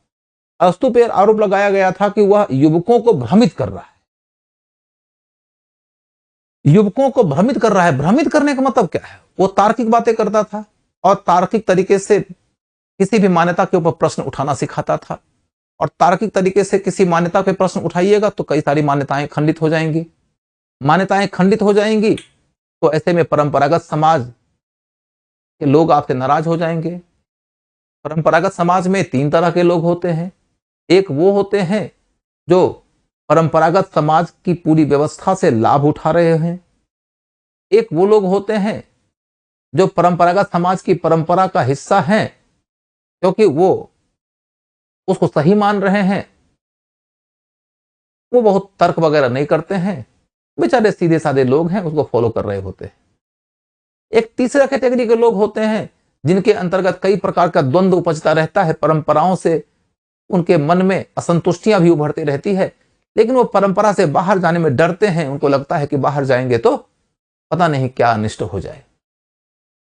लेकिन अरस्तु जैसा आदमी विद्रोही होता है, वो परंपरा के खिलाफ आवाज उठा देता है, विद्रोह कर देता है, और उसके विद्रोह का परिणाम यह निकल के आता है कि कुछ लोग उसके फॉलोअर हो जाते हैं, पुरानी व्यवस्था के लाभार्थी इससे खफा हो जाते हैं और वो लोग इसके खिलाफ कार्रवाई कर देते हैं। और उसके ऊपर तो आरोप लगाया गया था और आरोप के बाद उसको सजा मिलनी चाहिए कि नहीं मिलनी चाहिए का निर्णय भी वोटिंग के माध्यम से हुआ था। The people were invited to decide his fate and people with majority decided that सोक्रात, अरस्तु नहीं, सुकरात, माफ करिए, मैं यदि अरस्तु बोल रहा था मुझसे गलत हो गया था, मैं सुकरात के बारे में बता रहा था। तो सुकरात गलती किया था। ऐसी बात जनता ने किया और उन्होंने मेजोरिटी के माध्यम से यह तय किया कि सुकरात को मृत्युदंड मिल जाना चाहिए। मेजोरिटी हमेशा सही हो यह जरूरी नहीं है। मेजोरिटी ने तो एक से एक अनर्थ किया है, कई दफा किया है, और इसको लेकर क्वेश्चन उठता रहता है डेमोक्रेसी के ऊपर भी। और यह प्रश्न उठता रहता है कि डेमोक्रेसी के अंतर्गत भी जो एक अपराध कर सकने की क्षमता होती है, जो एक अनर्थ कर सकने की क्षमता होती है, उससे बचने का भी कोई उपाय खोजना चाहिए सभ्यता को। और अब अभी इस विषय में तो हम नहीं जाएंगे, लेकिन आपको ये मालूम हो कि हिटलर बहुत बड़ा तानाशाह हुआ था, उसको मेजोरिटी प्राप्त थी अपने देश में, लेकिन उसने तो एक से एक अपराध किया है। आप देखोगे कि माओ से तुंग को मेजोरिटी प्राप्त थी अपने देश में, उसने भी एक से एक अनर्थ किया है अपने देश में। आप देखोगे कि कई प्रकार के इंडियन उदाहरण भी नजर आ जाएंगे आपको। राजीव गांधी चुनाव में जा रहे थे, चुनाव में जाने के पहले सिखों के खिलाफ भरपूर दंगा हुआ था। उस दंगे में कांग्रेस पार्टी के कार्यकर्ता लोग सक्रिय और निष्क्रिय दोनों तरीके से शामिल रहे थे, और मात्र 3-4 महीने के बाद में चुनाव हुआ, और चुनाव के ठीक पहले हजारों सिख लोगों को मार दिया गया। और चुनाव में राजीव गांधी को जो जनसमर्थन प्राप्त हुआ, उतना बड़ा जनसमर्थन तो जवाहरलाल को भी नहीं मिला था। जवाहरलाल नेहरू देश की आजादी की लड़ाई लड़के आए थे, त्याग करके आए थे, बलिदान करके आए थे, विद्वान आदमी थे, शानदार वक्ता थे, नियत वाले लोग थे, नीति वाले लोग थे। राजीव गांधी तो विरासत वाले लोग थे, लेकिन राजीव गांधी को विरासत के माध्यम से, सिंपैथी वोट के रास्ते से प्रचंडतम समर्थन मिला जनता का, तब जबकि वह चुनाव में जाने के पहले हजारों हजार सिखों के कत्ल के बाद चुनाव में गए थे, और जिस कत्ल में उनके पार्टी के लोग भी शामिल थे। मेजोरिटी ने यह फैसला लिया था। आप कई प्रकार के दंगे देखोगे देश में, जिन दंगों के बाद में दंगा कराने वालों का ही समर्थन का आधार बढ़ जाता है। आप आजादी के ठीक पहले मुस्लिम लीग का समर्थन देखो। आजादी के पहले मुस्लिम लीग का जो जन समर्थन है वो प्रचंड है। गुजरात में देखो, गुजरात के जो गोधरा वाला इवेंट हुआ था, उसके खिलाफ में दंगे हुए थे। उन दंगों के बाद में भारतीय जनता पार्टी का समर्थन का आधार देखो, बहुत बढ़ गया था। आप गौर करके देखोगे, मुजफ्फरनगर में जो दंगे हुए थे, वो मुजफ्फरनगर के दंगों के बाद में भारतीय जनता पार्टी का आधार बहुत बढ़ गया था। ऐसी बातें खूब होती रहती है, और इन सब बातों के आधार पर हम क्या निष्कर्ष निकाल रहे हैं कि majority is not right all the time, majority can be wrong, और उस मेजोरिटी के गलत होने के कारण कई दफा अनर्थकारी परिणाम आ सकते हैं। इस बात को ध्यान में रखते हुए डेमोक्रेसी को समझना है, और इसकी शुरुआत मैंने किया था सुकरात से। क्या है सर, इन सबको इनलाइटनमेंट बोल सकते हैं। जो भी नए धर्म आते हैं किसी पुराने धर्म के विरोध में, इनलाइटनमेंट का मतलब क्या होता है? बुद्धि आधारित बातें। और 6वीं शताब्दी ईस्वी पूर्व के काल को बौद्धिक आंदोलन का काल भी कहा जाता है। और महात्मा बुद्ध, उनको क्यों कहा जाता है? नाम तो सिद्धार्थ था, गोत्र गौतम था। सिद्धार्थ गौतम को बुद्ध यदि कहा जाता है तो इसीलिए कहा जाता है क्योंकि बुद्धि की बातें करते थे। इसलिए हर युग में अपना एक इनलाइटनमेंट होता है। जो तर्क के आधार पर, बुद्धि के आधार पर बातें कहे, उसे हम बौद्धिक कहते हैं। और ये भी अपने समय के इनलाइटनमेंट के ही रिप्रेजेंटेटिव्स थे। आप सही बोल रहे हैं। कर्मकांड गलत कैसे है? मैंने कब कहा कि कर्मकांड गलत है? कर्मकांड गलत हो जरूरी नहीं है। तुम अपने घर में कोई भी कर्मकांड करते हो, करो, बशर्ते कि तुम्हारे कर्म से कोई कांड न हो जाए। तुम जो कर्म करते हो वो करो। तुम पूजा की जो पद्धति अपनाना चाहते हो अपनाओ। तुम्हारे कर्म से कोई कांड न हो जाए, मतलब पर्यावरण को नुकसान न हो जाए, सोसाइटी के पीस को न कोई क्षति हो जाए, लोगों के कंफर्ट डिग्री को न कोई बहुत क्षति हो जाए। जैसे मान लो कि सुबह में 5 बजे नमाज पढ़ने के लिए तुम माइक लगा के नमाज पढ़ोगे तो बगल का आदमी सो नहीं पाएगा। तो तुम कहोगे कि हमको तो अपने खुदा को याद करने की जरूरत है, याद करने का अधिकार है। तो बिल्कुल अधिकार है, याद करो खुदा को। खुदा को याद करने के लिए लाउड स्पीकर की कोई जरूरत नहीं है। तुम तो मन ही मन खुदा का नाम लोगे, खुदा को सुनाई दे देगा। यदि तुम्हारी बात खुदा सुनने के लिए तैयार है तो, और नहीं सुनना चाहते हैं तो तुम्हारा लाउड स्पीकर को सुना देगा क्या?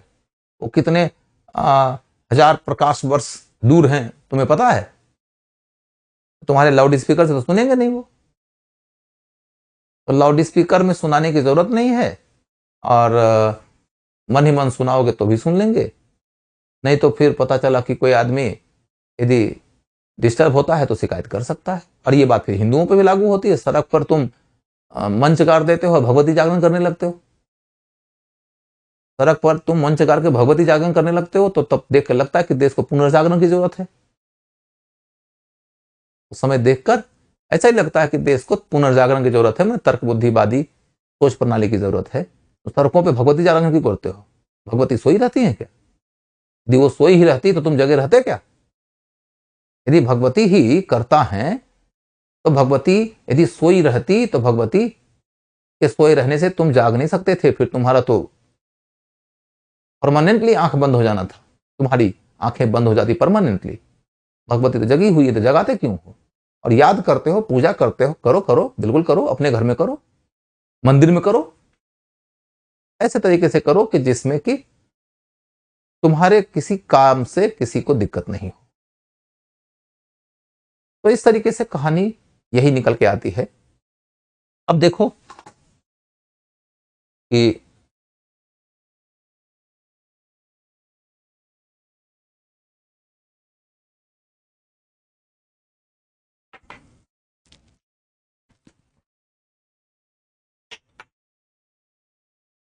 हम ये देख रहे थे कि साहित्य का पूरा परिचय मैंने आपको दे दिया। अब इस पूरे परिचय के पश्चात का मामला आता है कि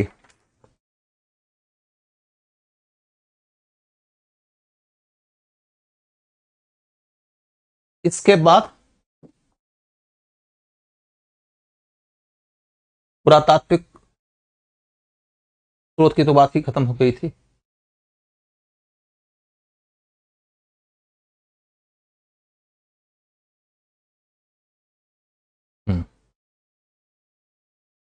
यहां तक की बात अभी शुरू करते हैं।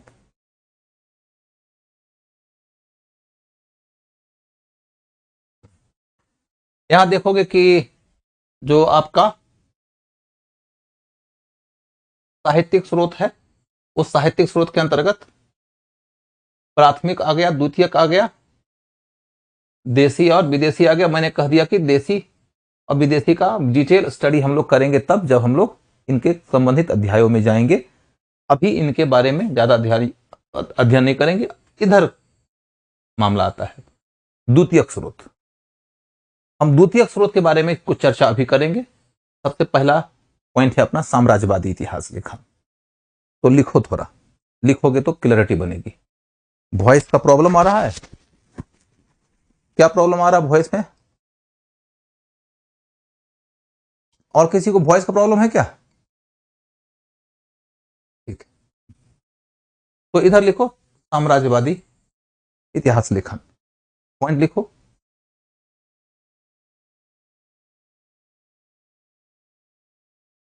साम्राज्यवादी इतिहास लेखन का तात्पर्य यह है कि लिखना होगा। साम्राज्यवादी इतिहास लेखन का तात्पर्य यह है कि इतिहास को साम्राज्यवादी हितों के मुताबिक लिखा जाए। साम्राज्यवादी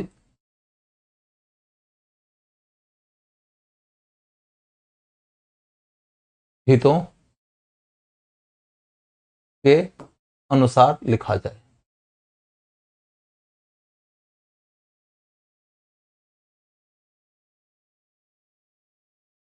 यानी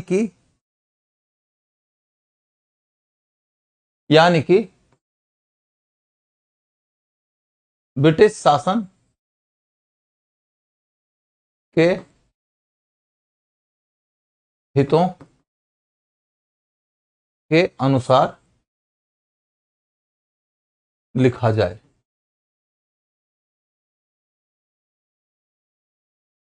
ब्रिटिश शासन के हितों के अनुसार लिखा जाए।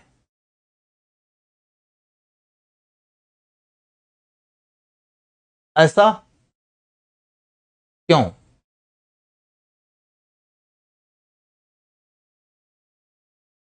पहले मैंने बताया क्या साम्राज्यवादी इतिहासकार शब्द का मतलब क्या है कि ऐसा इतिहास जो साम्राज्यवादी हितों के अनुसार लिखा जाए, यानी कि ब्रिटिश शासन के हितों के अनुसार लिखा जाए भारत के मामले में।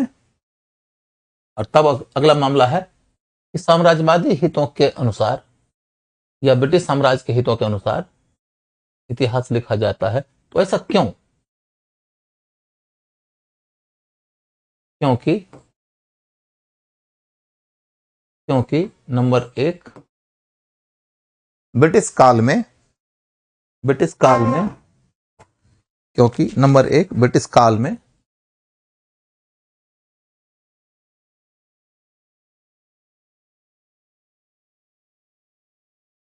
क्योंकि ब्रिटिश काल में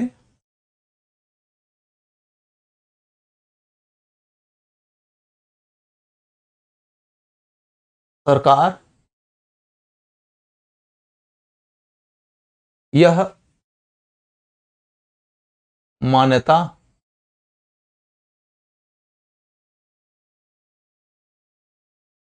स्थापित करना चाहती थी कि यह मान्यता स्थापित करना चाहती थी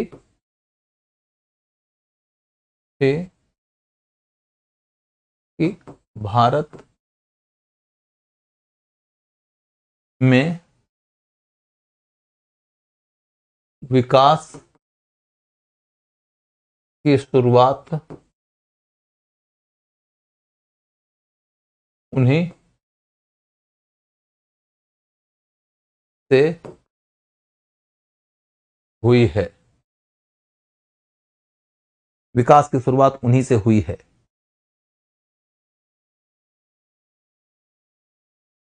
इस मान्यता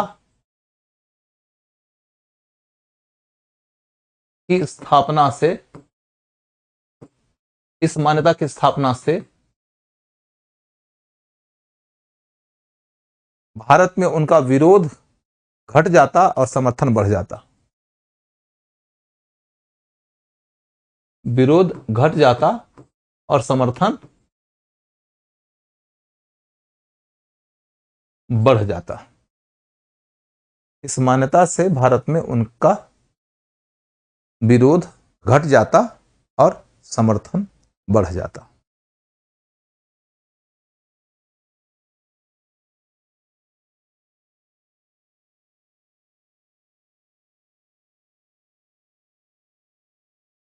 अभी भी दूसरा पॉइंट होगा इसमें, अभी भी इस पद्धति पर आधारित अभी भी इस पद्धति पर आधारित इतिहास लेखन जारी है। अभी भी इस पद्धति पर आधारित इतिहास लेखन जारी है।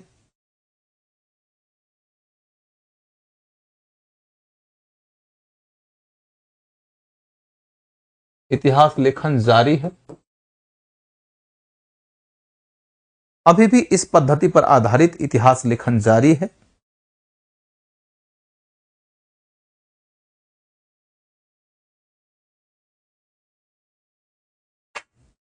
क्योंकि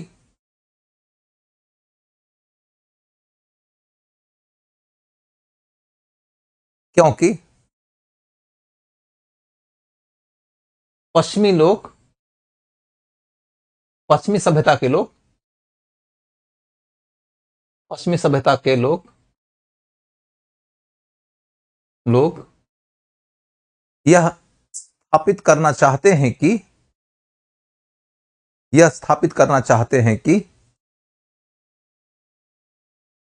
पश्चिमी सभ्यता के लोग यह स्थापित करना चाहते हैं कि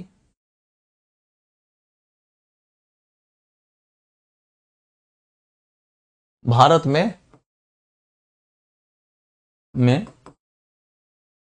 ब्रिटिश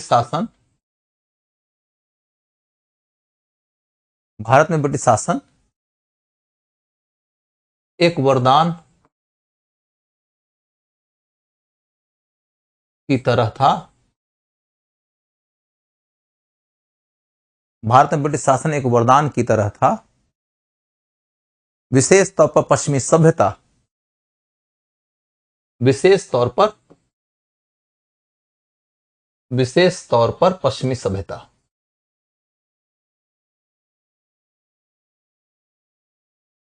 ने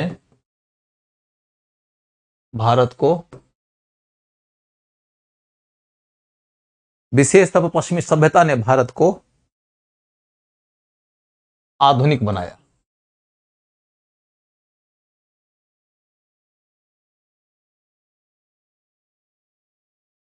पश्चिमी सभ्यता ने भारत को आधुनिक बनाया।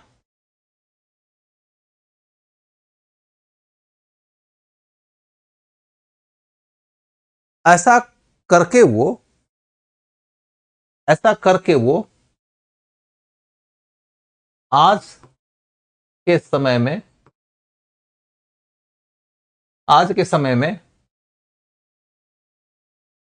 विकासमान भूमंडलीकरण के जमाने में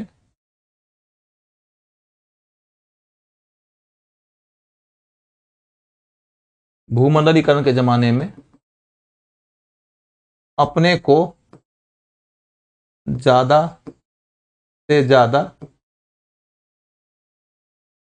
स्वीकार्य बनाना चाहते हैं, स्वीकार्य बनाना चाहते हैं, अपने को ज्यादा से ज्यादा स्वीकार्य बनाना चाहते हैं। तो ये बात हुई कि आखिर साम्राज्यवादी इतिहासकार साम्राज्यवादी पैटर्न पर इतिहास क्यों लिखते हैं।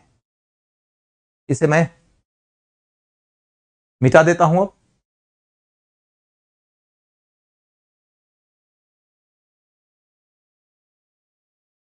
यदि हम इसे सिंपल तरीके से अब विभाजित करें तो एक बात हुई कि साम्राज्यवादी इतिहासकार इतिहास का तात्पर्य क्या है, तात्पर्य क्या है, और साम्राज्यवादी इतिहास का उद्देश्य क्या है। ये जो साम्राज्यवादी इतिहास है ना, इसका तात्पर्य क्या है और इसका उद्देश्य क्या है, और तब हम देखेंगे कि इनकी मूल प्रस्थापनाएं क्या है,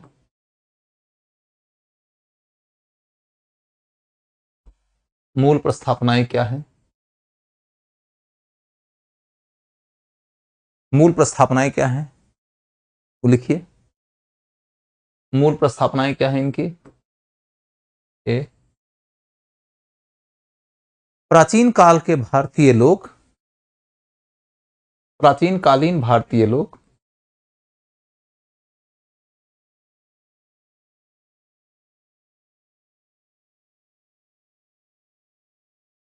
भारतीय लोग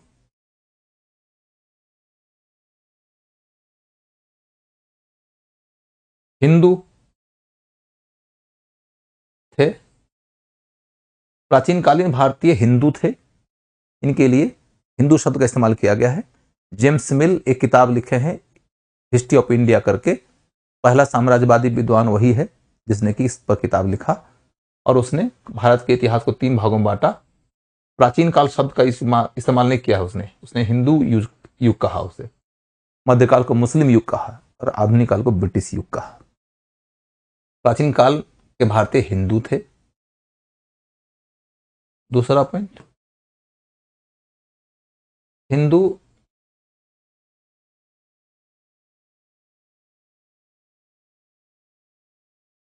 परलोकगामी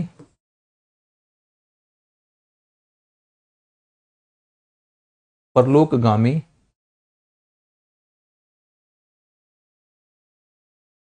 रूढ़िवादी परलोकगामी रूढ़िवादी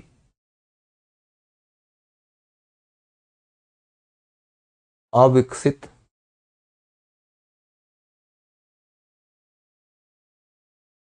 लोग थे।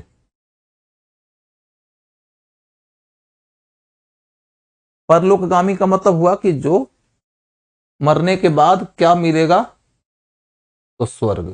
कैसे मिलेगा स्वर्ग, तो उसी की कोशिश करने में ही जिंदगी बिता दिए वो। परलोकगामी थे तो मरने के बाद स्वर्ग कैसे मिलेगा उसी का रास्ता खोजते रहते थे, या मोक्ष कैसे मिलेगा इसी का प्रयास करते रहते थे, या निर्वाण की प्राप्ति कैसे होगी इसी की कोशिश करते रहते थे, या कैबल्य की प्राप्ति कैसे होगी इसी का प्रयास करते रहते थे। उन्होंने विज्ञान में, टेक्नोलॉजी में, अर्थव्यवस्था में, कृषि उद्योग व्यापार में, मुद्रा में, बैंकिंग में दिमाग नहीं लगाया, इसलिए इन क्षेत्रों में उनका विकास नहीं हुआ, और उनका विकास नहीं हुआ इसलिए वो अविकसित लोग रह गए। तो क्या बात यहां पर दिखाई देती है आपको कि वो लोग टेक्नोलॉजी साइंस, ग्रोथ, प्रोस्पेरिटी जिससे आती है, इन सारे मोर्चाओं पर पिछड़े हुए रह गए। इनका कोई पॉलिटिकल एंड एडमिनिस्ट्रेटिव विकास भी नहीं हुआ। ये दूसरा पॉइंट है। इनका कोई पॉलिटिकल एडमिनिस्ट्रेटिव विकास नहीं हुआ।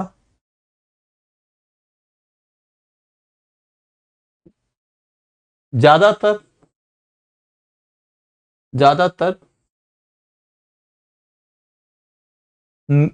स्वेच्छाचारी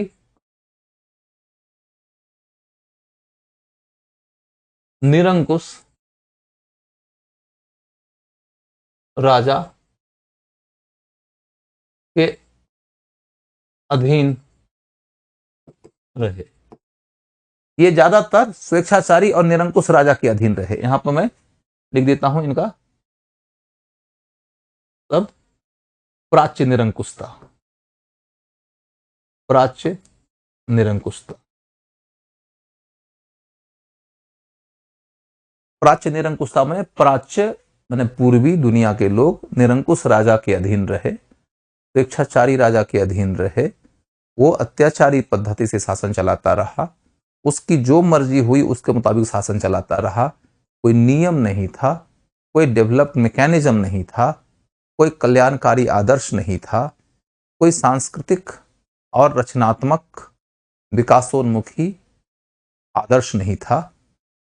तो इस तरीके से पूरे के पूरे शासन की प्रणाली के लिए उन्होंने क्या शब्द यूज किया? प्राच्य निरंकुशता। पूर्वी दुनिया में सभी जगह एक ही पद्धति थी। वो कहते थे कि हम आए तो हमने आपको डेमोक्रेसी सिखाई। ये प्राच्य निरंकुशता का आरोप लगा के अपने को डेमोक्रेसी का जनक बताने की कोशिश होती थी। ये हुआ प्राच्य निरंकुशता थी। इसके बाद फिर अगला मुद्दा ये आया कि सामाजिक दृष्टिकोण कैसा था?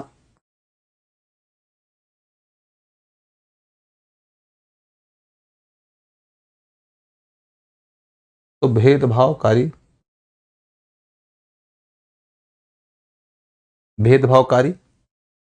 और भेदभाव का दो ही आधार है, लिंग और जाति। लिंग और जाति के आधार पर बहुत ही बड़े पैमाने पर भेद किया जाता था और इस भेद के कारण बहुत अधिक शोषणात्मक समाज का ढांचा हिंदुओं ने डेवलप कर लिया था। फिर अगला पॉइंट ये कहते हैं कि सभी संसाधनों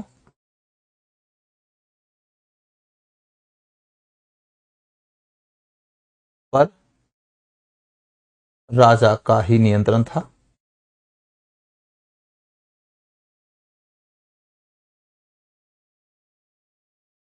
सभी संसाधनों पर राजा का ही नियंत्रण था।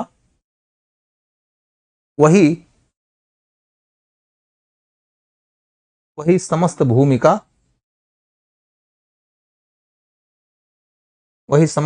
का मालिक होता था।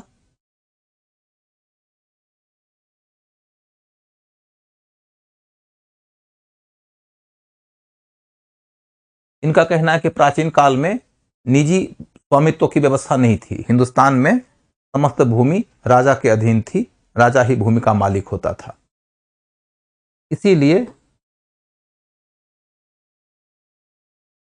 इसीलिए भारत में राजा बहुत कर ज्यादा लेता था।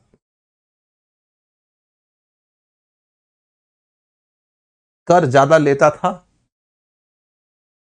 इसीलिए भारत में राजा कर ज्यादा लेता था। यहां तक की बातें आप समझ गए।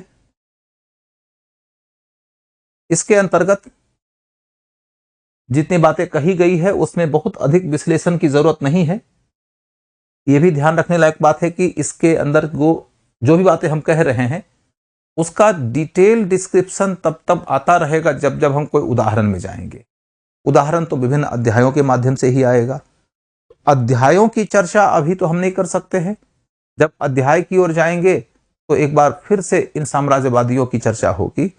एक दफा आपको साम्राज्यवाद का हिस्ट्री राइटिंग से संबंधित बेसिक टीनेट्स जान लेना जरूरी है, तो वो मैं आपको अभी बता दे रहा हूं। तो ये कुल मिलाकर कहानी आपकी हो गई। अब आपको फिर इसमें क्या देखना है कि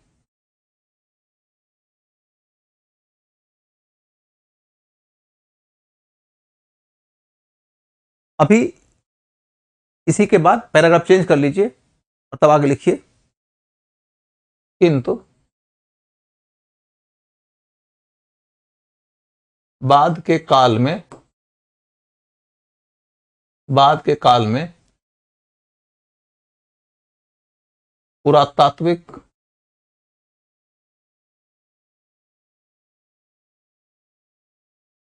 उत्खनन और ऐतिहासिक शोध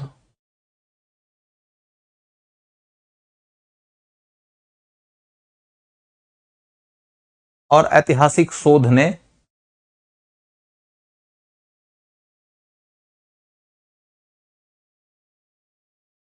साम्राज्यवादी निष्कर्षों पर प्रश्न खड़ा कर दिया।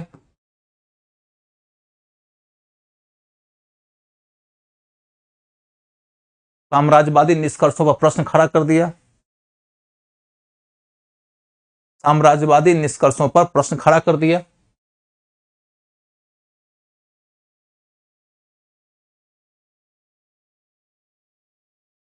जैसे कि हड़प्पा सभ्यता संबंधित उत्खनन,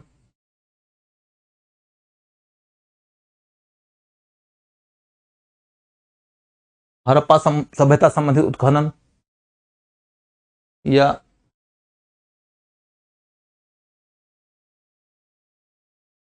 अशोक की कला, मौर्योत्तर कला,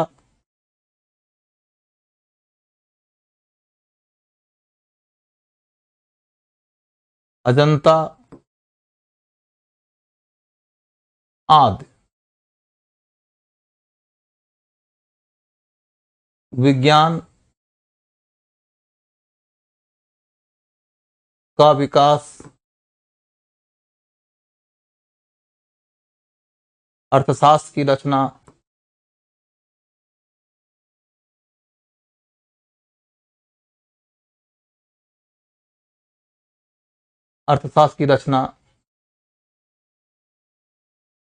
आदि। अब जब ये सब कुछ आप देख रहे हो तो आपके सामने क्या कहानी उभर के आती है? ये सब कुछ आप जब देख रहे हो तो आपके सामने ये कहानी उभर के आती है कि सिक्के का दूसरा पहलू उजागर हो गया। उन्होंने तो ये कह दिया था कि भारतीय लोगों ने न तो कोई राजनीति का विकास किया, न कोई प्रशासनिक दृष्टिकोण इनका विकसित हुआ, न एडमिनिस्ट्रेटिव मैकेनिज्म डेवलप कर पाए, न तो इनके यहाँ टेक्नोलॉजी का विकास हुआ, साइंस का विकास हुआ, न तो इनके यहाँ कोई गहन दर्शन का विकास हुआ, न तो एडवांस कला का विकास हुआ, न तो इनके यहाँ प्रोस्पेरिटी आई, न नगर आए। ये तो जादूगरों और सपेरों का देश थे। ये बंद अंधेरे कमरे में काली बिल्ली खोज रहे थे और काली बिल्ली वहां कमरे में थी ही नहीं, और इसी में पूरी ऊर्जा इनकी खर्च हो गई। तो they were good for nothing, they did nothing which can be appreciated, they could not achieve anything grand। ये उनके निष्कर्ष हुए थे शुरुआती दौर में, किंतु बाद में खुदाई हुई और हड़प्पा सभ्यता की जानकारी मिल गई और पता ये चला कि उस समय यह सभ्यता इतनी एडवांस थी जितनी कि दुनिया में और कोई नहीं थी। बाद के काल में और भी नगरीयकरण के उदाहरण मिल गए। बाद में हमें एग्रीकल्चर, इंडस्ट्री, ट्रेड की जानकारी मिल गई, साइंस एंड टेक्नोलॉजी की जानकारी मिल गई, विभिन्न प्रकार की कलाओं की जानकारी मिल गई, ग्रंथों की जानकारी मिल गई। तो इससे क्या हुआ कि इनकी आरंभिक मान्यता खारिज हो गई। जब इनकी आरंभिक मान्यता खारिज हो गई तो उस मान्यता के खारिज होने की स्थिति में अब साम्राज्यवादी इतिहासकारों के पास में दो उपाय था। एक उपाय यह था कि वो सरेंडर कर दें और कह दे कि हाँ, हमसे गलती हो गई, you way great, we are sorry. तो ये तो तब की बात है ना कि जब इनका कोई उद्देश्य नहीं होता, जब ये शुद्ध रूप से इतिहासकार होते और बतौर इतिहासकार किसी भ्रम का शिकार होके वैसा निष्कर्ष निकालते जैसा कि उन्होंने निकाला था। लेकिन इनका तो एक पूर्व निर्धारित उद्देश्य है और उद्देश्य की पूर्ति के लिए उन्होंने जानबूझकर इस तरह का इतिहास लिखा था, तो वो सीधे सीधे तो विड्रॉ करेंगे नहीं। तो दूसरा विकल्प यह होता है कि वो रिजिड रहें कि मैंने जो कहा वही सही है। तो एकदम ही रिजिड हो जाएंगे तो इनकी रिलायबिलिटी खत्म हो जाएगी, क्योंकि आप कह रहे हो कि तुम कुछ उपलब्धि हासिल ही नहीं की और नगरीयकरण का प्रमाण सामने में है, तो फिर आपकी विश्वसनीयता खत्म हो जाएगी। विश्वसनीयता खत्म हो जाएगी तो भी आपके उद्देश्य की पूर्ति नहीं हो पाएगी। उद्देश्य की पूर्ति के लिए विश्वसनीयता को बचा के रखना जरूरी है। और विश्वसनीयता को बचाकर रखने के लिए क्या उपाय उन्होंने किया? उन्होंने कहा कि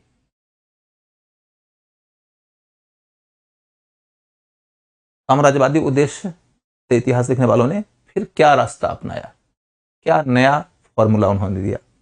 उन्होंने कहा कि भारतीयों ने भी अतीत काल में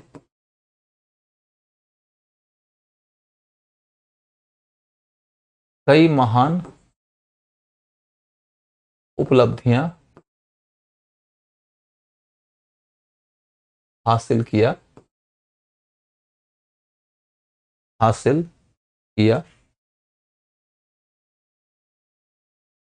भारतीयों ने भी अतीत काल में कई महान उपलब्धियां हासिल किया, लेकिन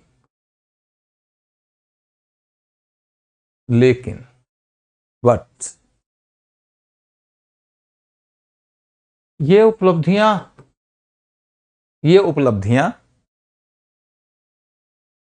प्रायः किसी न किसी विदेशी संपर्क का परिणाम थी। ये उपलब्धियां प्रायः किसी न किसी विदेशी संपर्क का परिणाम थी। इसका मतलब हुआ कि इनकी उपलब्धियां इनकी मौलिक समझ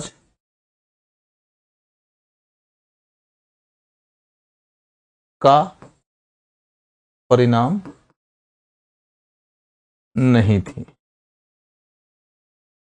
मतलब इन्होंने वो उपलब्धियां अपनी मेधा के बदौलत, अपनी समझ के बदौलत फंडामेंटल तरीके से, ओरिजिनल तरीके से इवॉल्व नहीं किया था, इन्वेंट नहीं किया था, ये आविष्कार नहीं किए थे, ये अनुकरण किए थे। मतलब ये आविष्कार नहीं, अनुकरण किए थे।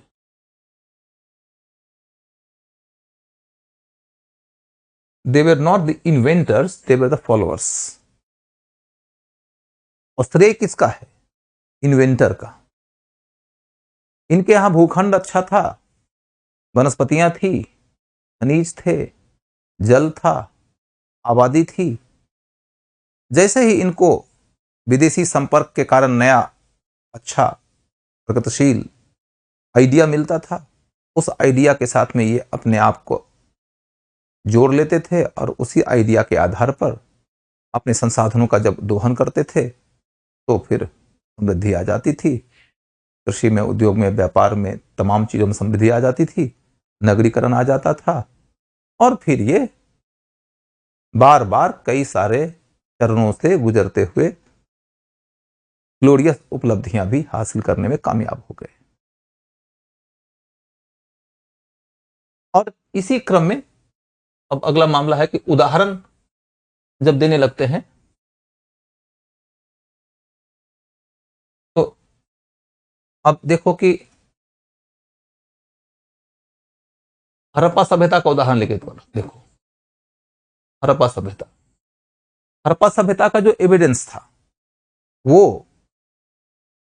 उनके पहले वाले ओपिनियन के खंडन के लिए यूज किया जा रहा था कि हम इतना प्रोस्पेरस थे और तुम कह रहे हो कि हमारे यहां प्रोस्पेरिटी ही नहीं आई। तो उन्होंने कहा कि हम मान लिए कि तुम इस दौर में बहुत प्रोस्पेरस हो गए थे, लेकिन हड़प्पा सभ्यता का विकास आखिर कैसे हुआ? कहते हैं कि विदेशी संपर्क के कारण हुआ। विदेशी संपर्क के कारण हुआ। गॉर्डन चाइल्ड एक हिस्टोरियन है, गॉर्डन चाइल्ड, वो कहते हैं कि मेसोपोटामिया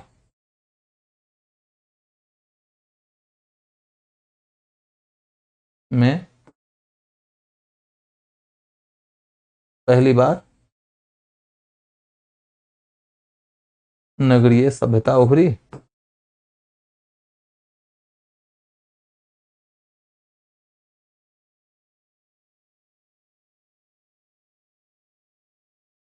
उसका ज्ञान भारत पहुंचा।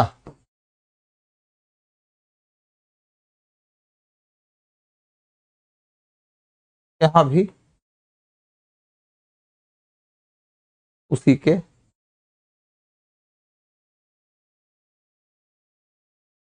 बदौलत नगरीकरण आ गया।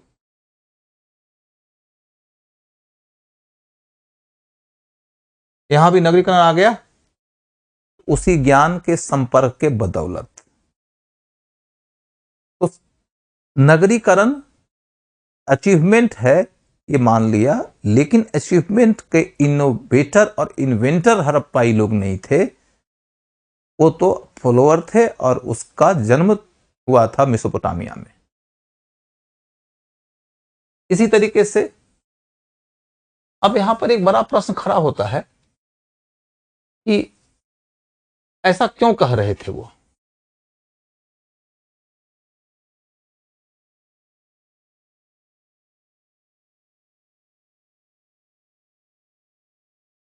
ऐसा क्यों क्यों कहा? तो क्योंकि वो यह कहना चाह रहे थे कि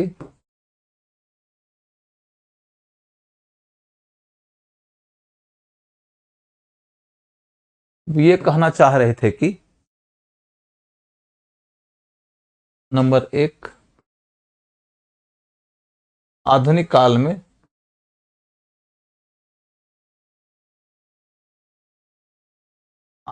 में विश्व को पश्चिम ने नवीन संस्कार और प्रकाश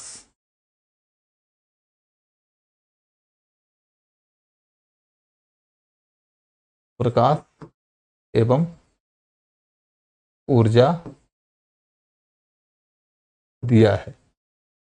जैसे प्राचीन काल में मेसोपोटामिया से नगरीकरण का ज्ञान फैला था, अभी इस दौर में पूरी दुनिया पश्चिम के संपर्क में आकर आलोकित हो रही है, ऊर्जावान हो रही है।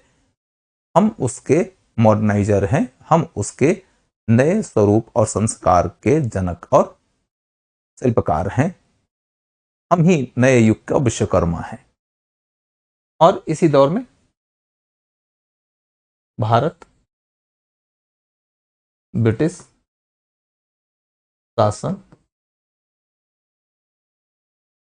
के अधीन नवीन संभावनाओं से संपन्न है।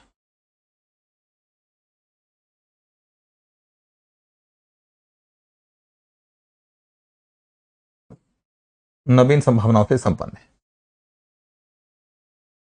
भारत ब्रिटिश शासन के अधीन नवीन संभावनाओं से संपन्न है। तो इसके तहत वो क्या कहना चाह रहे हैं? वो कहना चाह रहे हैं कि फिर स्वागत करो हमारा।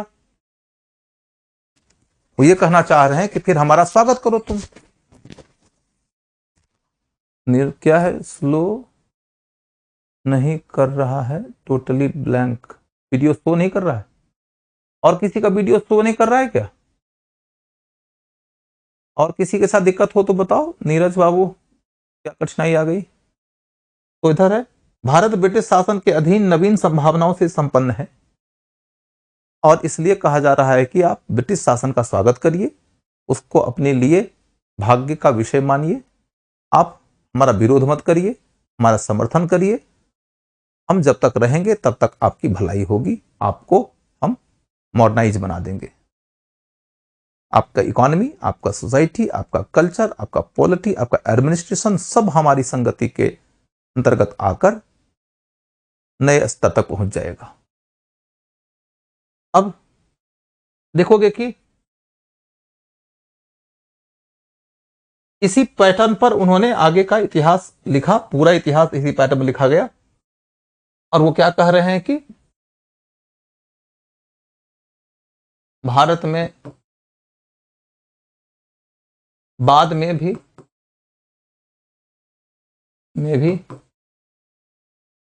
कला का विकास विदेशी संपर्क में ही हुआ।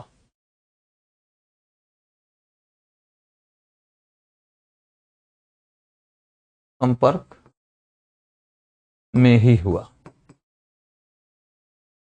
कला का विकास विदेशी संपर्क में ही हुआ।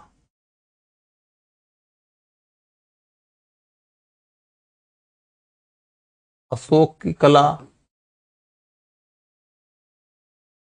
गंधार, मथुरा, अजंता आदि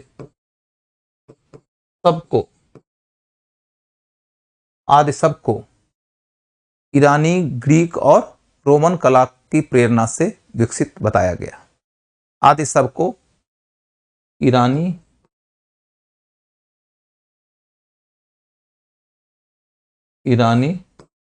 ग्रीक एवं रोमन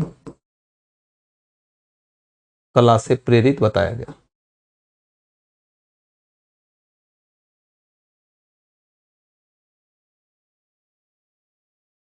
अर्थशास्त्र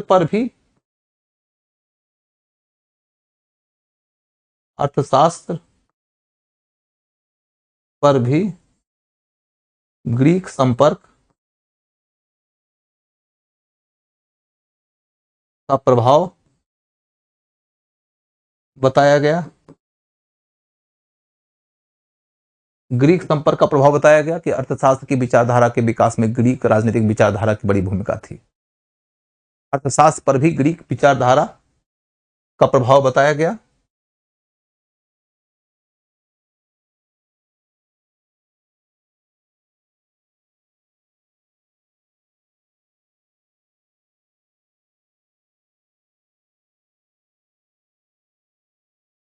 तो कुल मिलाकर आप देखो तो प्राचीन भारत के अंतर्गत साम्राज्यवादी इतिहास के लेखन को पढ़ोगे तो यही पूरा पैटर्न नजर आने को है। इस पैटर्न को यदि आप समझ गए हो तो इसी के आधार पर हम लोग अलग अलग अध्यायों में जाएंगे। इसमें समाज वाले में एक पॉइंट और आपको नजर आने को है कि समाज जो है वह जड़ समाज है। जहां आपने समाज लिखा है ना, भेदभावकारी है, जहां लिखा है कि वो दमनकारी है, वहां पर एक शब्द मैंने लिखा था रूढ़िवादी, तो उसको मैं समझा देता हूं। समाज जड़ है, जर समाज था।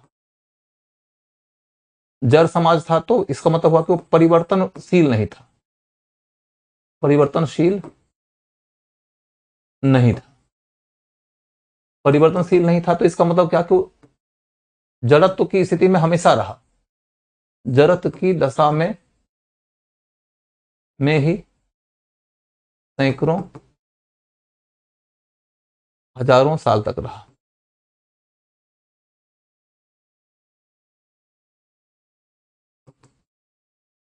They remained in the state of inertia throughout the ancient period.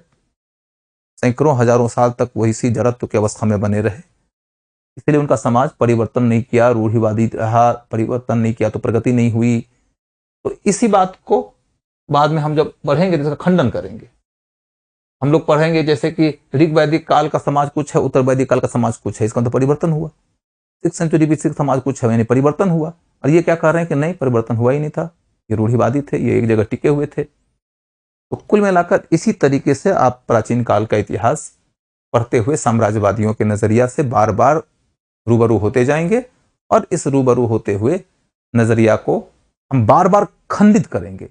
हर बार साम्राज्यवादी नजरिया की चर्चा होगी और उसका खंडन होगा।